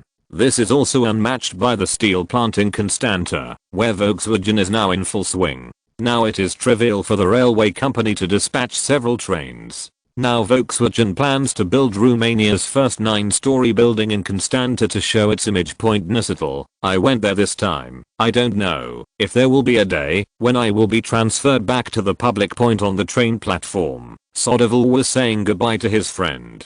At this moment, he looked at Nicetal in front of him, as if he had returned to his 17-year-old summer. He ran over sweating, and told himself that the Volkswagen factory was recruiting workers, and he was lucky enough to be admitted to the first batch. After entering the factory, Soderville felt that he had entered a new world. Everything was so unfamiliar and full of hope. Only have their own progressive learning, and then stand out. There is no longer a point where the family cannot afford to eat because of poverty. The food is also gradually changed from black bread mixed with impurities to white bread full of wheat flavor. Now both younger brothers and sisters are in middle school, and they must be more promising in the future. Soderville, Ploiesti is not far from Constanta. Come and see me when you have time. Nicetal interrupted his friend's emotion. I will definitely come back to see you. Don't forget that my home is in Constanta, Soderville said with a pun. He has lived in the Volkswagen company for 5 years, and he really feels like he is familiar with every plant and tree here like his own home. Woo, woo, woo. When Soderville said goodbye to his friend, the train's whistle sounded to remind him to get on the train. The Soderville train is about to leave. Let's go, Nicetal reminded his friend with red eyes. Soderville stepped forward to give him a firm hug and said, "Goodbye, Nicetal."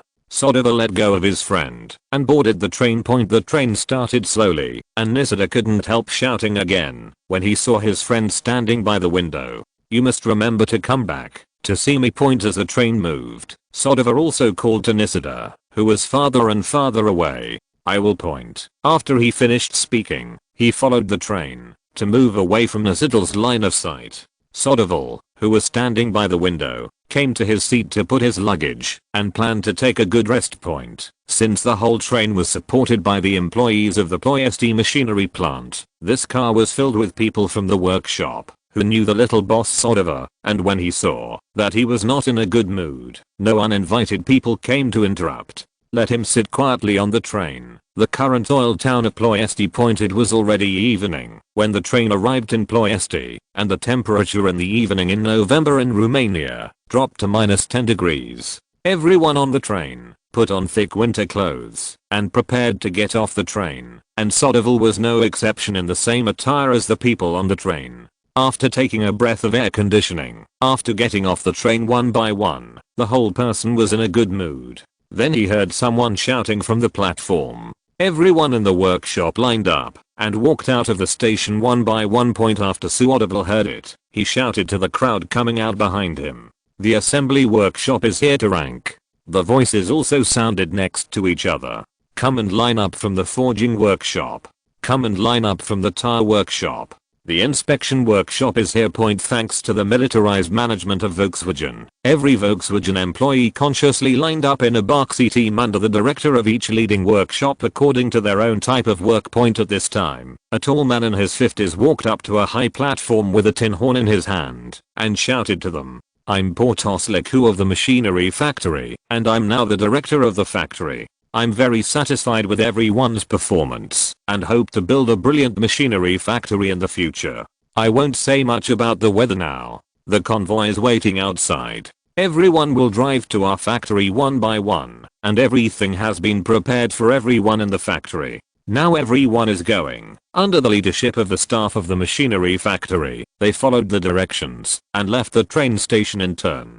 Boarding the convoy that had been waiting outside for a long time, Sodivil also got into the car with the workers. After 20 minutes of driving, they arrived at the Ploiesti mechanical plant. After getting off the car and arranging accommodation for the staff in his workshop, Sodivil also went to the canteen of the previous machinery factory to eat with everyone. At this time, an employee of a machine shop found him. "Mr. Sodivil, the director of Puto Riku wants to invite you to dinner. Okay, please wait." After Sodivil said to the employee, he pulled over a Volkswagen employee he knew and said, "I have something to do now. You send a message to the people in our assembly workshop to rest early." After eating. After finishing speaking, Sodivil followed the machine factory employee. The two walked all the way to a small dining room. When Sodivil found out, the factory manager of Portos Riku invited everyone. This time, Volkswagen dispatched all the above and above the workshop director.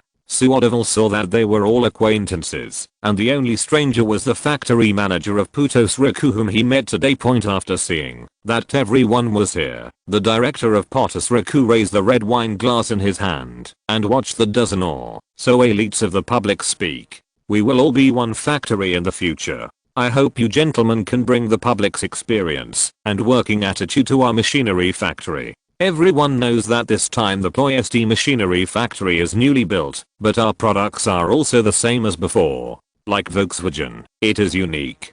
So hopefully we can create another Volkswagen." Everyone was moved by the pride of the factory director of Portos Riku and shouted loudly, "Create another mass." Seeing everyone's expressions, Portos Riku was very satisfied, and they all cried out from the heart. He himself was still troubled by these Volkswagen employees before, because if these Volkswagen employees were not handled well, it is very likely that the Ploiesti machinery plant will become the second Volkswagen plant, which makes Portos Riku, who has finally entered the sight of the Crown Prince, unbearable. Before serving as the director of the machinery factory, Portos Riku was only the director of a small factory with about 100 people, but he created a factory from scratch. When Crown Prince Edel asked for someone from the head of the new factory, because there was no man to run the new factory, the head suggested to him. This surprised Portos Riku, and he finally found out after many inquiries. It turned out that my classmate when I was in school was Viscount Edre's nephew. Due to frequent contact, this powerful classmate admired him and mentioned himself in front of Edre many times. This is too confusing, but facing a large factory with thousands of people, plus the invitation of the Crown Prince, Portos Riku was still very knowledgeable about current affairs, and agreed immediately. In fact, he was able to be selected, thanks to his classmates. When his classmates told his uncle about him, he was shrewd and strong, brave to break through, and never stuck to the rules. These comments happened to be in line with the requirements of the Crown Prince, but they were secretly investigated before Director Edre recommended it to the Crown Prince, which basically conformed to this statement. So only small people are brought into the scene in front of them. After agreeing to the position given by the Crown Prince, Portos Riku found a lot of diesel engine content to check, and often worked late at night. I also went to Dr. Diesel from the Dynamics laboratory, where I didn't understand. Even if there is an uncertain plan, he will also find an opportunity to present it to Edel. He soon left the impression of being humble and studious in Edel's mind. Now is the time to show a smart and capable image. Seeing that everyone was very happy, Portos Riku stepped forward to toast one by one and said a few words to liven up the atmosphere. These senior members of the public are very aware that they need to listen to the new boss in the new place, and all parties who eat this meal are satisfied with the intention of both parties. If anyone is dissatisfied, it is suitable. In his opinion, if he has this skill, he might as well study how to make the workers better adapt to the new equipment. But he wasn't stupid, he just said it in his heart. Dad, you're drinking too much again. A light voice sounded, and Suotable only felt the fragrance of a girl brushing past his eyes. A tall, blonde, long-haired girl in orange clothes stood in front of the factory director of Portus Riku and reprimanded him. Baby, Dad didn't drink too much, he was just a little happy today. The director of Portus Riku said to the girl with the red face from alcohol. You drink like this, don't you take care of your body? The girl said with a bit of resentment. Okay, Dad doesn't drink anymore. After the director of Portus Riku said to the girl that he was surrendering, he said to these new members of the public, you continue, I'm leaving first. It's okay, we understand it very well. Go and rest. Director of Portus Riku. A group of people also persuaded, with the support of the girl, at the banquet, where the factory director of Portus Riku left, Sodevil watched the girl help the factory director out of the room, only to regain his senses. After the girl left, Sodevil felt very uncomfortable inside, and always felt like he had lost his soul. In addition, I didn't like this banquet very much, so I left soon. Back in his room, Sodevil tossed and fell asleep. The girl's figure was all in his mind, until late at night, the whole person fell asleep in a daze. After inquiring the next day, Sodevil finally knew the name of the girl who kept him awake at night. Her name is Hestina, and she is 18 years old.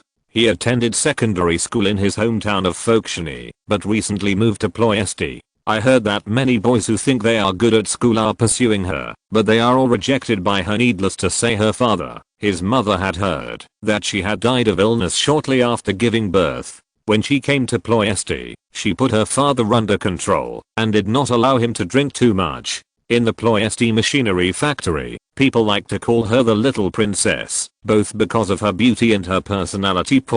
After learning about this, Sodevil did not give up in his heart, but he also knew that under the current conditions, there was no certainty of success. But he is very patient, and first of all let his good side show. Sodevil thought of this place full of energy. Every day in addition to work, is to learn the knowledge of diesel engines. Fate sometimes always favors some people, and Sodevil got the favor of fate once. On this day, the factory was on holiday for debugging equipment. Sodevil planned to go to the library to find some books on diesel oil. When he walked to an alley, he heard someone shouting in a very low voice, but Sodevil was shocked, because he could tell whose voice it was, and it was Hestina's. Sodevil rushed into the alley and picked up a stick that the owner had placed there. As he passed a door at the corner of the alley, he saw Hestina being dragged deep into the alley by two thugs, one of whom was covering her mouth with his palm. It can be seen from the eyes of the two bastards. If he did not hear, then Hestina's fate can be imagined. At this moment, Sodevil lifted the wooden stick. His eyes were about to spurt out of anger, and he flew over to face a gangster and hit him in the head. Shout out, "Death to me!" As soon as the two thugs saw his action, they wanted their lives. At this time, the bully's nature of bullying the soft and afraid of the hard was revealed, and he let go of Hestina and turned around and ran. Sodevil relied on his own acceleration, caught up to the back of a gangster, and swung down with a stick. Only with a click sound, the wooden stick was interrupted. Other gangster who was hit screamed and fell to the road. After the other gangster heard the scream, his speed accelerated a lot, and he forced him to run away. After Sodevil fell with this stick, the anger in his heart subsided a lot. Remembering that Hestina was still there, he quickly looked back to see if the goddess in his heart was hurt. How are you, Hestina? Sodevil asked eagerly. Hestina recognized Sodevil at close range, knowing that he was the subordinate who had been drinking with her father last time. Today, I was passing through this alley on something, but I didn't expect to be mixed up by the little gangster, thinking it was not good for me. When he was almost desperate, the young man in front of him came out like an angel. Thinking of this, Hestina gratefully told him, "Thank you. You're welcome. Are you not injured?" Sodevil asked with concern. No. I forgot to ask your name that day, can you tell me? Faced with such a surprise, Sodevil quickly said his name. Fortunately, I met you Sodevil today, otherwise I wouldn't have imagined. It's all I should. After hearing Sodevil's words, Hastina asked, will it delay your business now? No, the library is open until 6 o'clock without delay. Then let's go to the library together. Alright. In the library, Hestina saw that Sodevil was looking for books on diesel engines and told him that her father had bought a lot of books on this subject. After the two returned to the door of the machine shop, Hestina invited him to be a guest at the house next time, and they could also read her father's books. Of course, Sodevil was very willing. With the influence of this heroic saving the United States incident, the relationship between the two also heated up rapidly. Spring is here in Sodevil. Chapter 90 Tractor Loans. While Sodevil and Hestina were enjoying a wonderful time together, the Ploiesti machine works was also commissioned. According to the usual practice, the Ploiesti machinery plant with an investment of up to £620,000, Crown Prince Edel will definitely attend.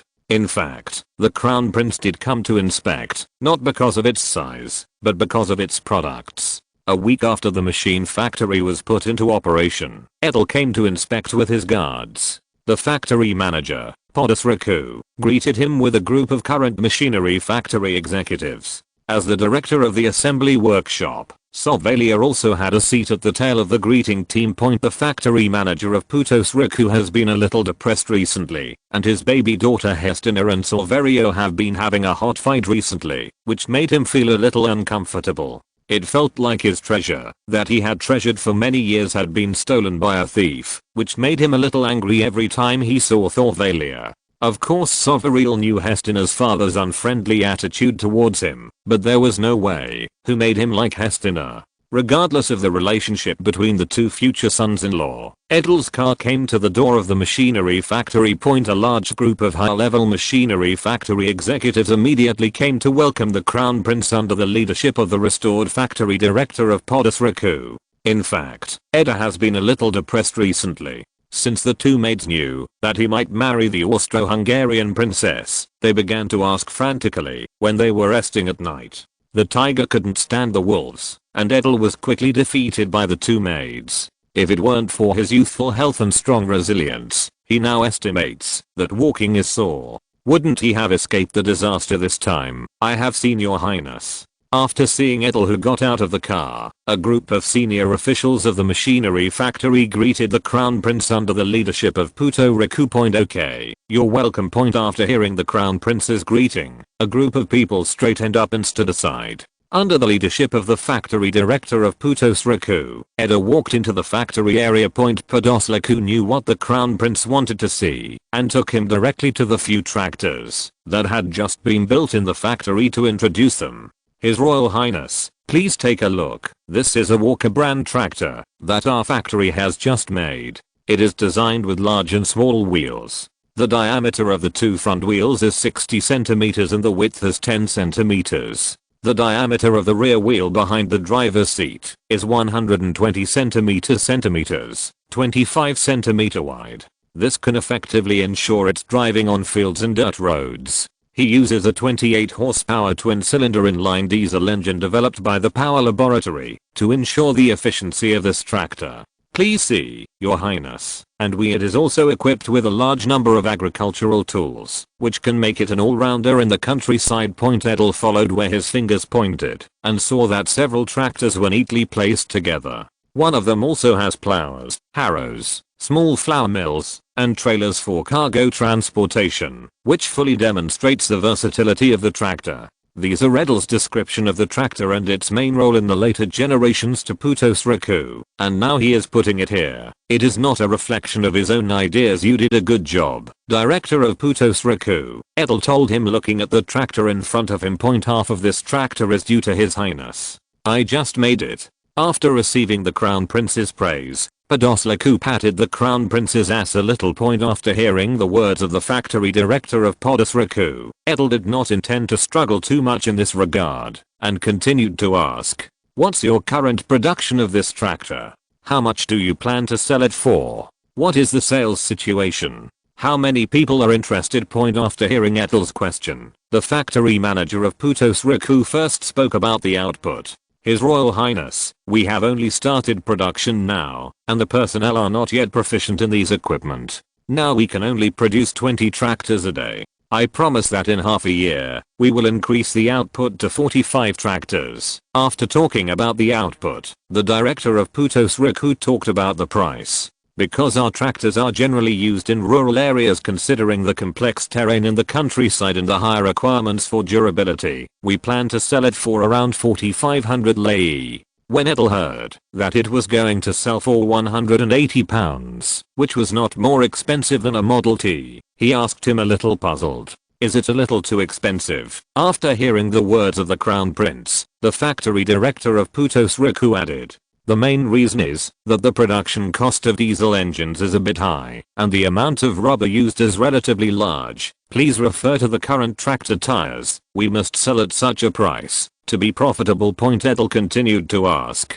"Then have you considered whether the market can accept it?" The factory manager of Putos Riku replied, "We have investigated. This tractor is quite suitable for people with large fields, and there are about 3,000 vehicles in our country. Now our tractor is more advanced and fuel efficient than the British Holt's Tractor Company. I believe there is a demand for almost 50,000 vehicles in Europe and even more sales in the United States." Edel heard that he also did not comment on the domestic estimates because he knew that the factory director of Putos Riku had less estimates. At present, there are 6.13 million hectares of arable land for main crops in Romania, and these lands are basically cultivated with energy storage. Romania's current land area is 160,000 square kilometers, accounting for 80% of the country's land area is plain. After deducting rivers, cities, roads, swamps, etc., the land that can be developed into arable land is about 4.5 million hectares. The reason that restricts Romania to continue to develop now is that there is not enough manpower to develop it. Now the total population of Romania is 7.64 million people. After deducting the urban population, there are 5.18 million people living in rural areas. The cultivated area of 1.18 hectares per capita is the limit of energy storage. Considering that the tractor is more than 4 times the power, it is not as squeamish as the livestock. The launch of this tractor on the market will allow Romania to open up more land to grow food. It will also allow more people to enter the cities to strengthen Romania's industry. Edel knew that food would be the key to making money in World War I. Others can be tolerated for a while, and there are alternatives that can be replaced, but food is not enough, which is a must. In the future, Romania will be able to exchange enough profits from the two camps with food, which is why he must strengthen the army first. Edel said, after listening to the answer from the director of Putos Riku. For domestic sales, you can initiate tractor loan business with ICBC. Faced with the Crown Prince's advanced thinking, the factory director of Putos Riku couldn't keep up, so he had to ask, "What is a tractor loan, Your Highness?" Seeing this situation, Edel had no choice but to tell him the pattern of the rotten street in his previous life. This kind of loan business is to buy a tractor and only pay a certain percentage of the money. The other money is lent to him by the bank with the purchaser's mortgage. To make up for the lack of money. The director of Putos Riku still didn't understand a little, so he asked carefully, "His Royal Highness means that I sell a tractor of 5,000 lei, and the buyer only spends 2,500 lei, and the bank will give it to me for him, right?" The Crown Prince understood this pattern as soon as he saw the director of Putos Riku, and answered with satisfaction, "Yes, that's what you said. The rest counts as the buyer's bank loan." After learning about the situation of the machinery factory from the mouth of the factory director of Putos Riku, Edel walked around the factory again. On the whole, he is still satisfied with the tour, but now Edel is worried that the tractor output will not keep up. After the tour, he spoke to the factory manager of Putos Riku before getting into the car. "Now I'm quite optimistic about the output of this tractor, but your output is very problematic." Putos Riku said after hearing the Crown Prince's concerns. "His Royal Highness, I have already made a plan for this. This is the way to refer to the Volkswagen Company. As long as there is a hot sign, we will continue to recruit people and convert the current workers into 3 shifts. Gradually bring new people to work. In May it is expected that the daily production will be increased to more than 25 vehicles with only 1 week of buffer technology. Edel said something after hearing Ploiesti's confident words. "I believe you can do it well." He got in the car and went back. A month later, a Voca tractor from the Ploiesti machine works was launched. The first batch of more than 600 tractors was put into the market. With excellent quality, low cost of use, the price of diesel was less than 1/3 of gasoline at that time, and the performance of all-rounders. The response in the market was quite good. It only took 7 days to sell 300 vehicles in the European market. Done. The 300 vehicles launched in the country, due to the idea of the Crown Prince, were sold out in just 3 days only. Then did Ploiesti realize that the plan he made before was a joke. "We can only do it according to the plan first. Let the Crown Prince add £200,000 and then find a bank loan of £400,000 and urgently purchase equipment from Germany to expand the factory point." When the tractor was treated like the previous Volkswagen, Edel was sitting in his office listening to the chief guard report on the changes in Romania in the past 5 years. Chapter 91, 5 years summary. Your Highness, this is the report that we spent 3 months sorting out. The captain of the guard stood in front of Edel and handed the Romanian Economic and Population Survey report to the Crown Prince sitting behind the desk. Thank you for your hard work, Karist. Edel took the report and replied. The captain of the guard replied in a deep voice, "It's not hard to do things for your highness according to the demographic statistics written at the beginning of this report. At the end of 1910, the domestic population of Romania was 7.78 million, which was 790,000 more than in 1905. Among them, 110,000 are foreigners. Most of them come to Romania for work and business. Among these 110,000 foreigners, 90,000 are Romanian. Among them, Transylvania accounts for 67%, Bessarabia accounts for 21%, and other regions account for 22%. This can be seen from the Transylvania region's identification with Romania.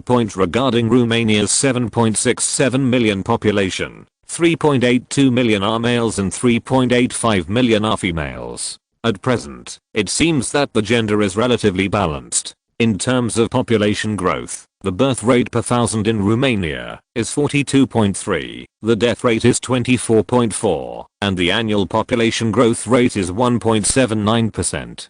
Compared with the 1.51% data in 1905, the growth rate is larger in terms of ethnicity. Romania has an absolute advantage of 94%, and others such as Germans, Bulgarians, Ukrainians, and Jews only occupy 6%. Among them, Germans generally live in the middle and upper classes of society, which is the influence of Father Karolai. Bulgarians mainly live in the area close to Bulgaria in Constanta, and the number of Jews has declined more than in 1905. This is due to the anti-Semitic action, led by Edel in 1906, which caused more than 30,000 Jews to leave Romania. Ukrainians mainly live in the region near Bessarabia. In agriculture, the area of arable land is 6.13 million hectares. Among them, the sown area of wheat is 2.443 million hectares. The sown area of rye is 127,000 hectares. The sown area of barley is 650,000 hectares. The sown area of oats is 454,000 hectares. The sown area of corn is 2.37 million hectares. The sown area of sugar beet is 14,000 hectares. And the sown area of potatoes is 2.37 million hectares. It is 15,000 hectares. In particular, it should be pointed out that in the original history of the peasant uprising in 1907, the cultivated area in Romania quickly decreased by 21%, and it was not restored to the cultivated area in 1906 until 3 years later. From this point on, Edel inadvertently helped Romanian agriculture very busy. In terms of production in 1910, Romania produced 3.206 million tons of wheat, 256,000 tons of rye, 601,000 tons of barley, 511,000 tons of oats, 3.214 million tons of corn, 184,000 tons of potatoes, and 292,000 tons of sugar beets. In general, Romania's agricultural level is still relatively poor. Taking wheat as an example, Romania's yield per hectare is 1.31 tons, while Germany's is 2.13 tons per hectare. The grain yield per hectare is 820 kilograms lower than Germany's, and only 61.5% of Germany's per hectare yield. Romania still has a long way to go in agriculture.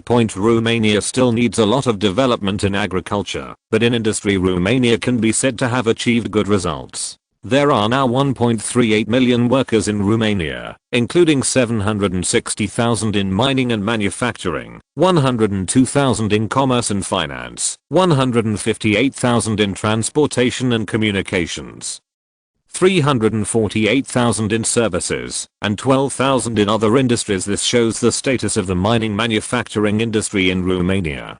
The mining industry is mainly oil and potash mining, and the manufacturing industry is also dominated by metallurgy, internal combustion engines, and automobile manufacturing, together with a steel plant with an annual output of 400,000 tons, and a chemical plant that mainly produces potash fertilizers. This is the main large-scale industrial plant in Romania. It can be seen here that Romania's industrialization mainly relied on the promotion of the state and the royal family. The domestic bourgeoisie is still relatively weak and can only be supported. First point in terms of external exports, Romanian agricultural products began to decrease. Mainly domestic demand is now strong. Exports of grain and other agricultural products are worth 182 million lei, a decrease of 10 million lei compared with the previous year.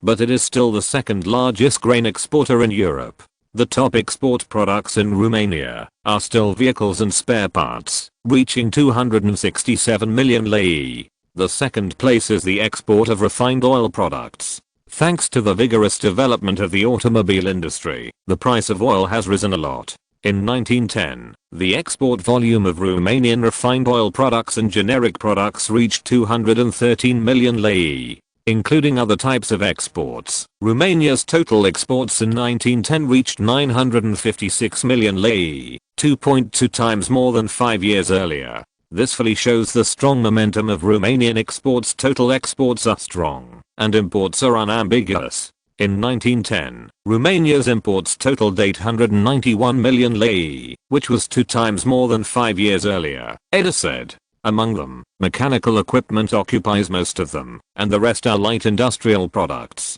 such as textiles, leather products, daily necessities, etc. The culprit behind the slow development of Romania's heavy industry and the slow development of light industry is the Crown Prince himself. Because of the memory of the previous life and the experience of this life, the mainstream thought in the world before the First World War was Darwin's theory. Mr. Yan Fu's most famous sentence is to explain that in this world, the weak eat the strong, and the fittest survive. In fact, it is the same now, but the strong people should pay attention to their face. The development of heavy industry is the best way to increase national strength, and Edel paid special attention to this when developing industry. Every time we build a large factory, we try our best to purchase some accessories from the outside. This can absorb funds from the society, develop heavy industry, and save money and costs. This went against the prevailing view at the time. Take Volkswagen and Ford as examples, both of which are large factories with an annual production capacity of 100,000 cars. There are more than 96,000 employees directly under Volkswagen and supporting factories, while the Ford factory has 87,000 people. Volkswagen made a profit of 51 million lei, $9.95 million last year, while Ford made a profit of $12.1 million last year. From this, it can be seen that in the case of high efficiency, Ford's approach can achieve more benefits. Edel read the import and export and continue to turn back. The next page is the household savings. This is very simple, because the number is small. Romania's national commercial deposit is 87.14 million lei. The Crown Prince was a little unconvinced and continued to check, and the result was 52.46 million lei in 1905. Looking at the commercial deposits with an average of 11 lei per person, Edel thought to himself that it is no wonder that the Romanian bourgeoisie cannot develop, and how can it develop with this deposit? It still needs the country and the royal family to do a good job of industrialization, and the people will live and work in peace and contentment. Point in terms of banknote circulation, Romania is not too high, only 493 million lei. However, it is more than 5 years ago. In 1905, only 192 million lei were in circulation, which was 2.5 times higher. You must know that this is the era of the gold standard, and every banknote needs gold to back it up. This shows that Romania is gradually changing the face of poverty and backwardness. Said a turn to the end. This is the Romanian gross domestic product, GDP, calculated at present, and the popular statistical methods in Europe are gross national product, GDP, gross domestic product, GNP, net national product, NNP. In the end, Edel chose the most listened to gross domestic product, GDP. The figure of 5.13 billion lei, $1 billion, is Romania's gross domestic product, an increase of 8% from the previous year's 4.75 billion lei and half the 1905 figure of 3.43 billion lei. Edel was also full of pride when he saw this number, and he didn't waste his hard work. Now Romania ranks first in the Balkans in terms of economy, and Edel is not worried about the military. With the enhanced version of the German division, apart from Austria-Hungary in the Balkans, no one is his opponent. Sorry for the difficulty in finding the information, but the steamed buns are late. The one about currency exchange. Steamed buns is the most recognized. £1 equals 4.88 US dollars equals 20 German marks equals 25 lei, francs, and lira. If you don't understand, you can compare them. Chapter 92, Austro-Hungarian Trip Part 1, 2 in 1 chapter. Edel has a better understanding of Romania's economic and demographic changes after reading the survey report. I forgot to mention that the government revenue report was sent by the outgoing Prime Minister Stulia before. In 1910, the fiscal revenue was 531 million lei, an increase of 8% over the previous year's 492 million lei, which was generally good. I'm very satisfied with the report of Karist, Edel said to the captain of the guard. Romania has never done such detailed statistics before, and this time it is a statistical report made by the Crown Prince himself. The royal family can't keep doing this kind of thing, Edel thought to himself. He intends to hand over the statistics to the government, which will also help them better understand the domestic situation. Anyway, the cost is not large, only about 1 million lei. However, it still has to wait for the new government election in February. Anyway, the new prime minister must also be approved by the royal family. Edel now needs to prepare for work in Austria-Hungary, as he will be on the train to Vienna in a week. He thought about the purchase items again. This time he went to Austria-Hungary, mainly to purchase 4 305mm short guns from Skoda, and by the way, buy some other items. Now Constanta is so important to Romania that the navy cannot guarantee security. In addition, the existing forts are aging. Many of them were built around 1890, and they are completely unable to defend against modern dreadnought attacks, so they can only buy better short guns for protection. In the previous life, Skoda's short guns were well known. Although the classic 350mm short guns have not yet been born, it is still possible to use 305 to make up the number. After making preparations for Austria-Hungary, Edel boarded a special train to Vienna on January 24, 1911. A state visit to the Austro-Hungarian Empire in name is actually a blind date event. The train arrived in Vienna on the morning of the third day, and the captain of the guard came over and spoke to the crown prince in costume. His Royal Highness has come to meet you, the Archduke Otto Franz of the Habsburg family. When Edel heard that the future father-in-law greeted him, he quickly got ready to get off. Archduke Otto Franz, who was on the platform, was arranged to meet his future son-in-law this time, which also felt a little strange, mainly due to the negotiation of the Habsburg royal family.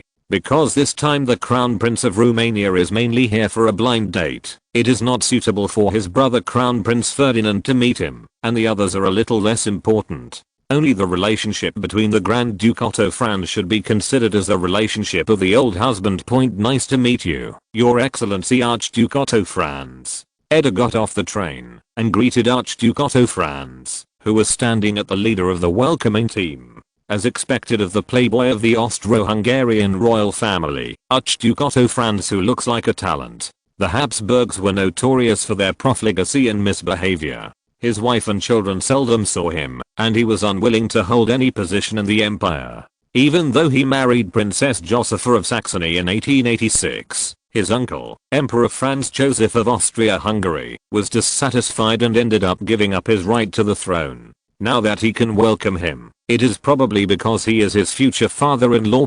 Grand Duke Otto Franz saw how enthusiastic his future son-in-law was, and answered with relief. His Royal Highness said, "I'm glad you can come to Vienna." After that, he hugged Edel. After the two were polite, Archduke Otto Franz sent Edel to the lodging, and he held Edel at the door and told him, "We have prepared a welcome dinner for you in the evening. Be sure to attend. I will be there on time, Your Excellency." Edel said to the old man in front of him with a smile.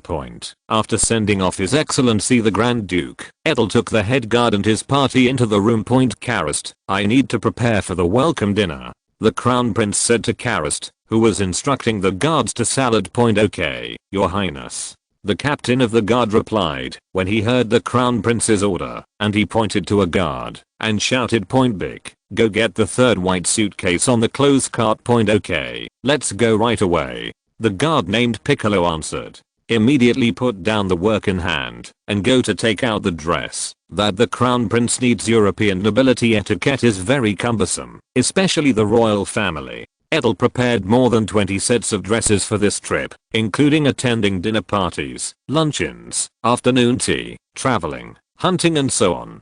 The dresses are made by well-known designers and cost thousands of pounds each. There were aristocrats who went bankrupt in order to buy clothes before, and the luxurious life of the aristocrats can be clearly seen. Edel rested until 4 o'clock in the afternoon, got up to eat something, and prepared to put on his black evening dress. Karist, are you okay? Edel asked, standing in front of the mirror, looking at the attendant who was working on him for half an hour. Okay, Your Highness. The attendant, who is more proficient in clothing, replied. Edel looked at himself in the mirror, who was obviously wearing retro clothes, and was afraid of dressing for the first time. In the mirror, it was like returning to the 18th world, which made Edel, who was influenced by the minimalist style of later generations, feel strange. In the evening, Edel rode a carriage on the road to the Hofburg Palace. It's off-duty time, and the streets are full of traffic. Edel looked out of the window. Cars were driving fast on the road, most of them were Model T cars, and there were also other models dotted among them.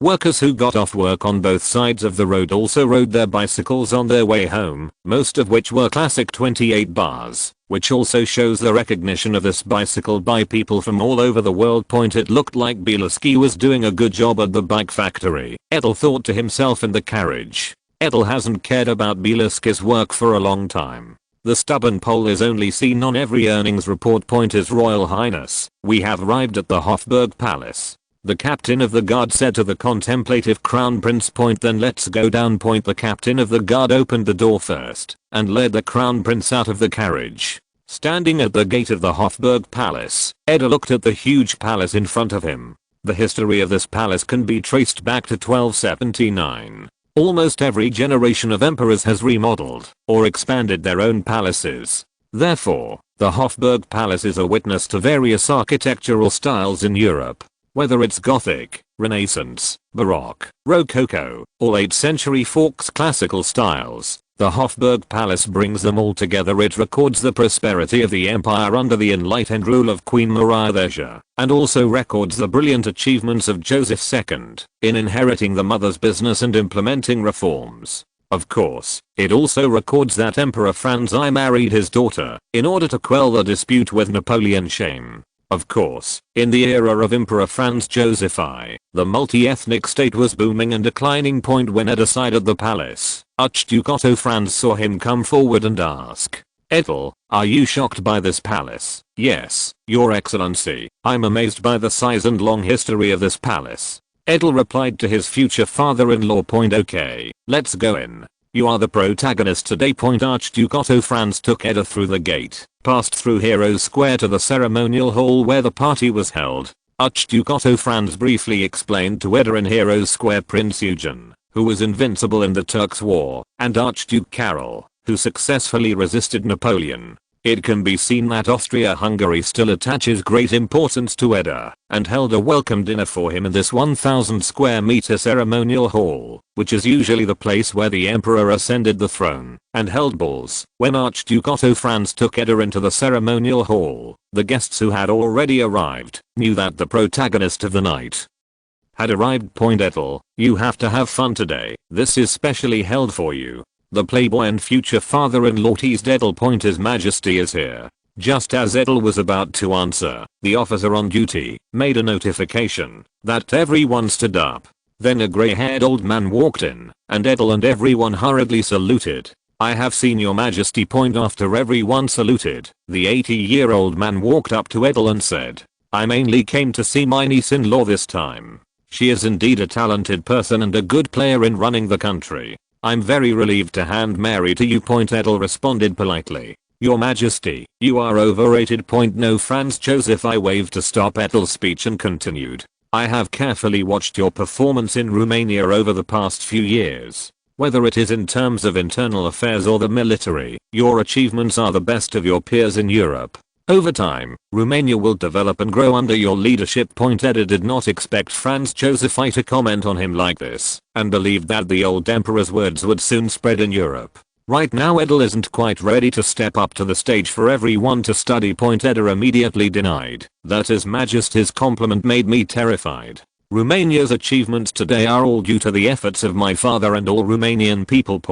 After seeing Edel's denial, Franz Joseph I did not continue to speak, and took Edel to the steps of the hall and spoke to the guests who came to the dinner. This time let us welcome Crown Prince Edel of Romania to Vienna. Let him feel the warmth and hospitality of Vienna. The guests who heard Franz Joseph I raised their glasses and shouted together, welcome, Crown Prince Edel. Edel also raised the glass of wine and finished drinking with everyone. Franz Joseph I was 80 years old after all. After the welcome dinner, he returned to the rest area of his room on the grounds that he was tired. After Franz Joseph I left, Archduke Otto Franz reappeared and spoke to Edel. I'll introduce someone to let you know. After introducing a few people to Edel, Archduke Otto Franz took him to a young girl. Edel could see at a glance that this was her main purpose this time, Princess Mary. However, he still pretended not to know, waiting for the introduction of Archduke Otto Franz. Edel, this is my daughter Sophie Mary. After hearing the introduction of Archduke Otto Franz, Edel smiled and said to the princess, nice to meet you, Princess Sophie Mary.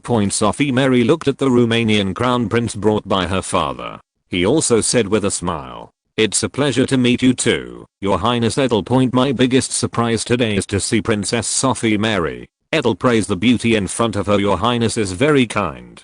Sophie Mary replied shyly. Archduke Otto Franz said to the two after watching the two gradually talk, I have something else to do, let's talk. After the two watched Grand Duke Otto Franz leave, they immediately got into the pile of women. Sophie Mary saw that her father was still a playboy and said with a sigh, I made you laugh. Edel persuaded, it's nothing, everyone has their own way of life, as long as they like it. Thank you for your understanding. Sophie Mary said to Edel next to her, can I call you that, Mary? Edel asked the princess beside her. Can. I'm here this time. Grand Duke Otto Franz watched the two chat happily among the women, and from time to time his daughter was amused by Crown Prince Edel and laughed. Knowing that his daughter has found a good home this time, Archduke Otto Franz has also known Edel before. Knowing that he has only two maids serving the bed, and there are no other women outside. Although he is a playboy, as a father, he still wants his daughter to be happy. At the dinner party, there were no blind people harassing the couple, and every guest knew who the protagonist of the dinner party was. By the end of the dinner, the two were already like a couple who had known each other for a long time.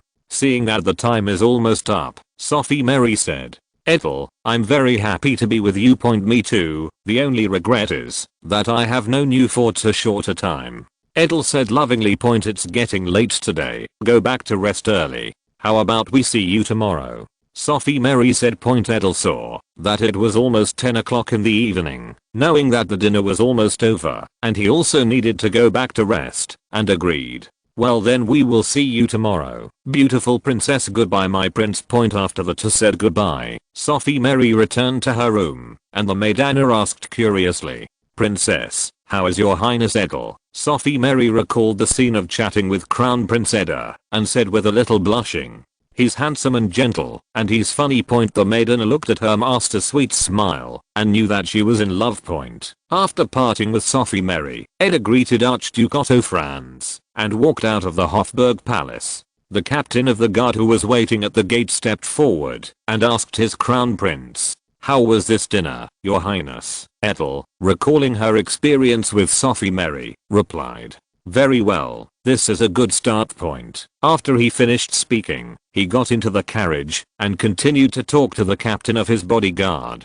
"Call me at the lodging, I'm exhausted today. Okay, your highness." Chapter 93 Austria-Hungary. In the days following the dinner, Sophie Mary and Edel wandered around Vienna. Both of them are attracted to each other. One thinks the other is handsome, and the other thinks the other is gentle and lovely, and the two also warm up emotionally. In the room of Franz Joseph I, a bodyguard spoke to the emperor about Crown Prince Edel, who was visiting Austria-Hungary. His Majesty's visit to the Crown Prince of Romania asked us to buy the 305 shore guns produced by Skoda. Skoda 305 mm 50x shore gun is the largest and most advanced shore gun in Austria-Hungary. It is developed on the basis of Austria-Hungary 305 naval gun. Because it is launched from land, it is much heavier in weight than the naval gun.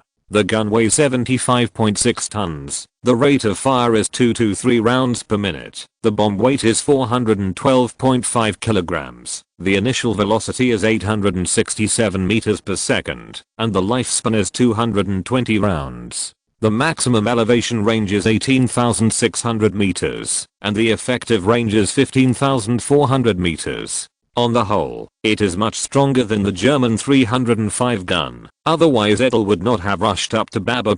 After Franz Joseph I heard the words of the guard. He asked the Archduke Franz Ferdinand next to him, "What do you think?" Now Emperor Joseph has been trying to ease relations with his heir, Archduke Ferdinand. Before the crown prince married the Czech civilian woman Sophie Shortk, the two had a fierce dispute, and the Austro-Hungarian nobles also objected to the crown prince marrying a civilian woman. In the end, Archduke Ferdinand married her, which made Archduke Ferdinand's situation in Austria-Hungary very passive. However, it has been more than 10 years since the heir he chose, and Emperor Joseph slowly forgave the crown prince's willfulness. After all, the emperor is already 80 years old, and now he also needs to ease the relationship between the crown prince and the nobles. After hearing the question from his uncle Joseph, Crown Prince Ferdinand answered, "Recently, our relationship with Romania, because of the unhappy relationship between the Romanian ethnic group in Transylvania, is not good for us. After all, Romania has been an ally for many years. If such a fallout occurs, Russia will have too much say in the Balkans. This time, the marriage brought by the Kaiser will benefit both of us." After Joseph heard the words of Crown Prince Ferdinand, he was quite satisfied with the situation of the Crown Prince. Now he regrets the formation of the dual empire at that time. If it weren't for the persecution at the time, who would want to let these Magyars share the imperial rights? In Hungary, including modern Hungary, Slovakia, Romanian Transylvania, most of Croatia, a small area of Serbia, and a small part of Poland, they are also well known for their oppression of other ethnic groups, Slovaks, Croatians, humans, Romanians, Serbs, etc. These are the sufferers. Now Romania is an ally, and Joseph had greeted Budapest before, but these Hungarians still did not converge, which made the old emperor a little uncomfortable. It's just that the Austro-Hungarian Empire cannot do without the support of the Hungarian region, and that's all it can do. Joseph I secretly sighed and said, "For Romania, we can appease. But if this continues on the Budapest side, it is estimated that in a few years our good deeds to Romania will be exhausted." Facing Emperor Joseph's words, Archduke Ferdinand knew what he meant and suggested it. "Your Majesty, why don't I go to Budapest to inspect?" After speaking, Archduke Ferdinand regretted it. His current supporters are all ethnic minorities and the lower classes.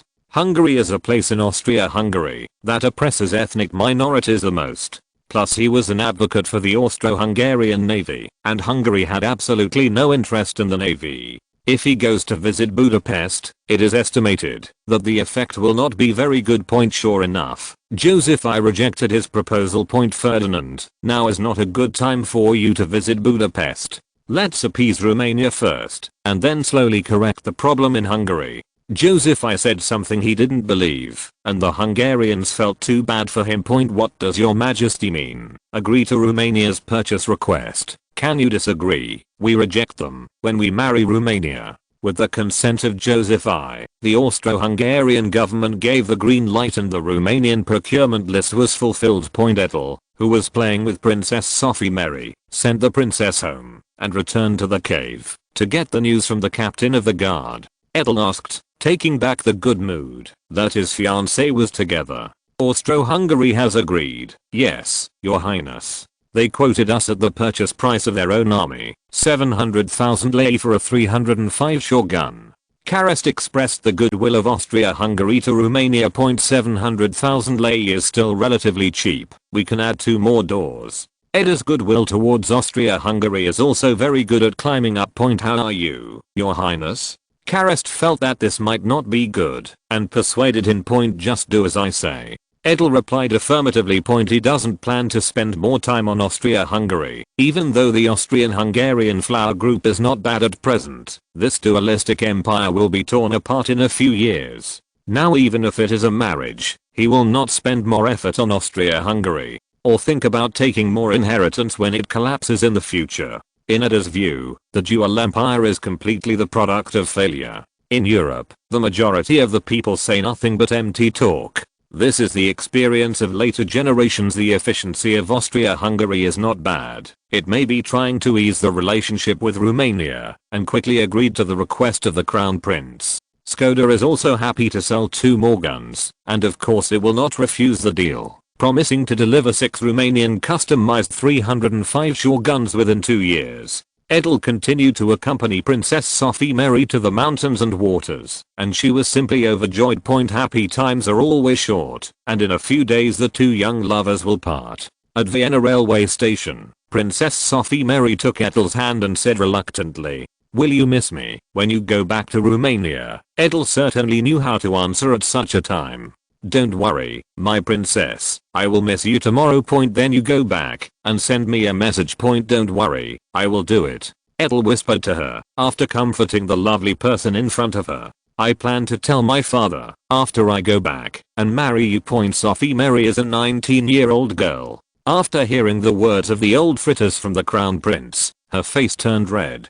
He didn't answer and just lowered his head, acquiescing to the crown prince's words. The people on both sides standing beside them didn't seem to know that there was this young couple, but sometimes their unnatural actions betrayed their hearts. Seeing that the 2 of them were almost talking, the captain of the guard, Karest, cautiously stepped forward and asked, "His Royal Highness has a good time difference?" I see. After hearing the crown prince's answer, the captain of the guards withdrew again. Edel said to Sophie Mary, "His Royal Highness, I'm leaving.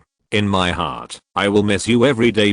Sophie Mary replied, "My love, I will miss you every day too." After Edel finished speaking, he boarded the train and planned to return to Romania. The train moved slowly. Sophie Mary waved her arms at him on the platform, and Edel also responded to the princess through the window. This time Edel visited Austria-Hungary and purchased goods worth 10 million lei, of which 6 305 short guns are the most urgent needs of Romania now, and the rest are light industrial products. The main achievement is to find a wife for himself. Chapter 94 New Prime Minister. Edel is very satisfied with this visit to Austria-Hungary, which has solved personal problems and strengthened the defense capability of Romanian coast. Basically, the purpose of this time has been achieved, and it can be regarded as a successful visit. Edel was called by his anxious parents after returning to Romania.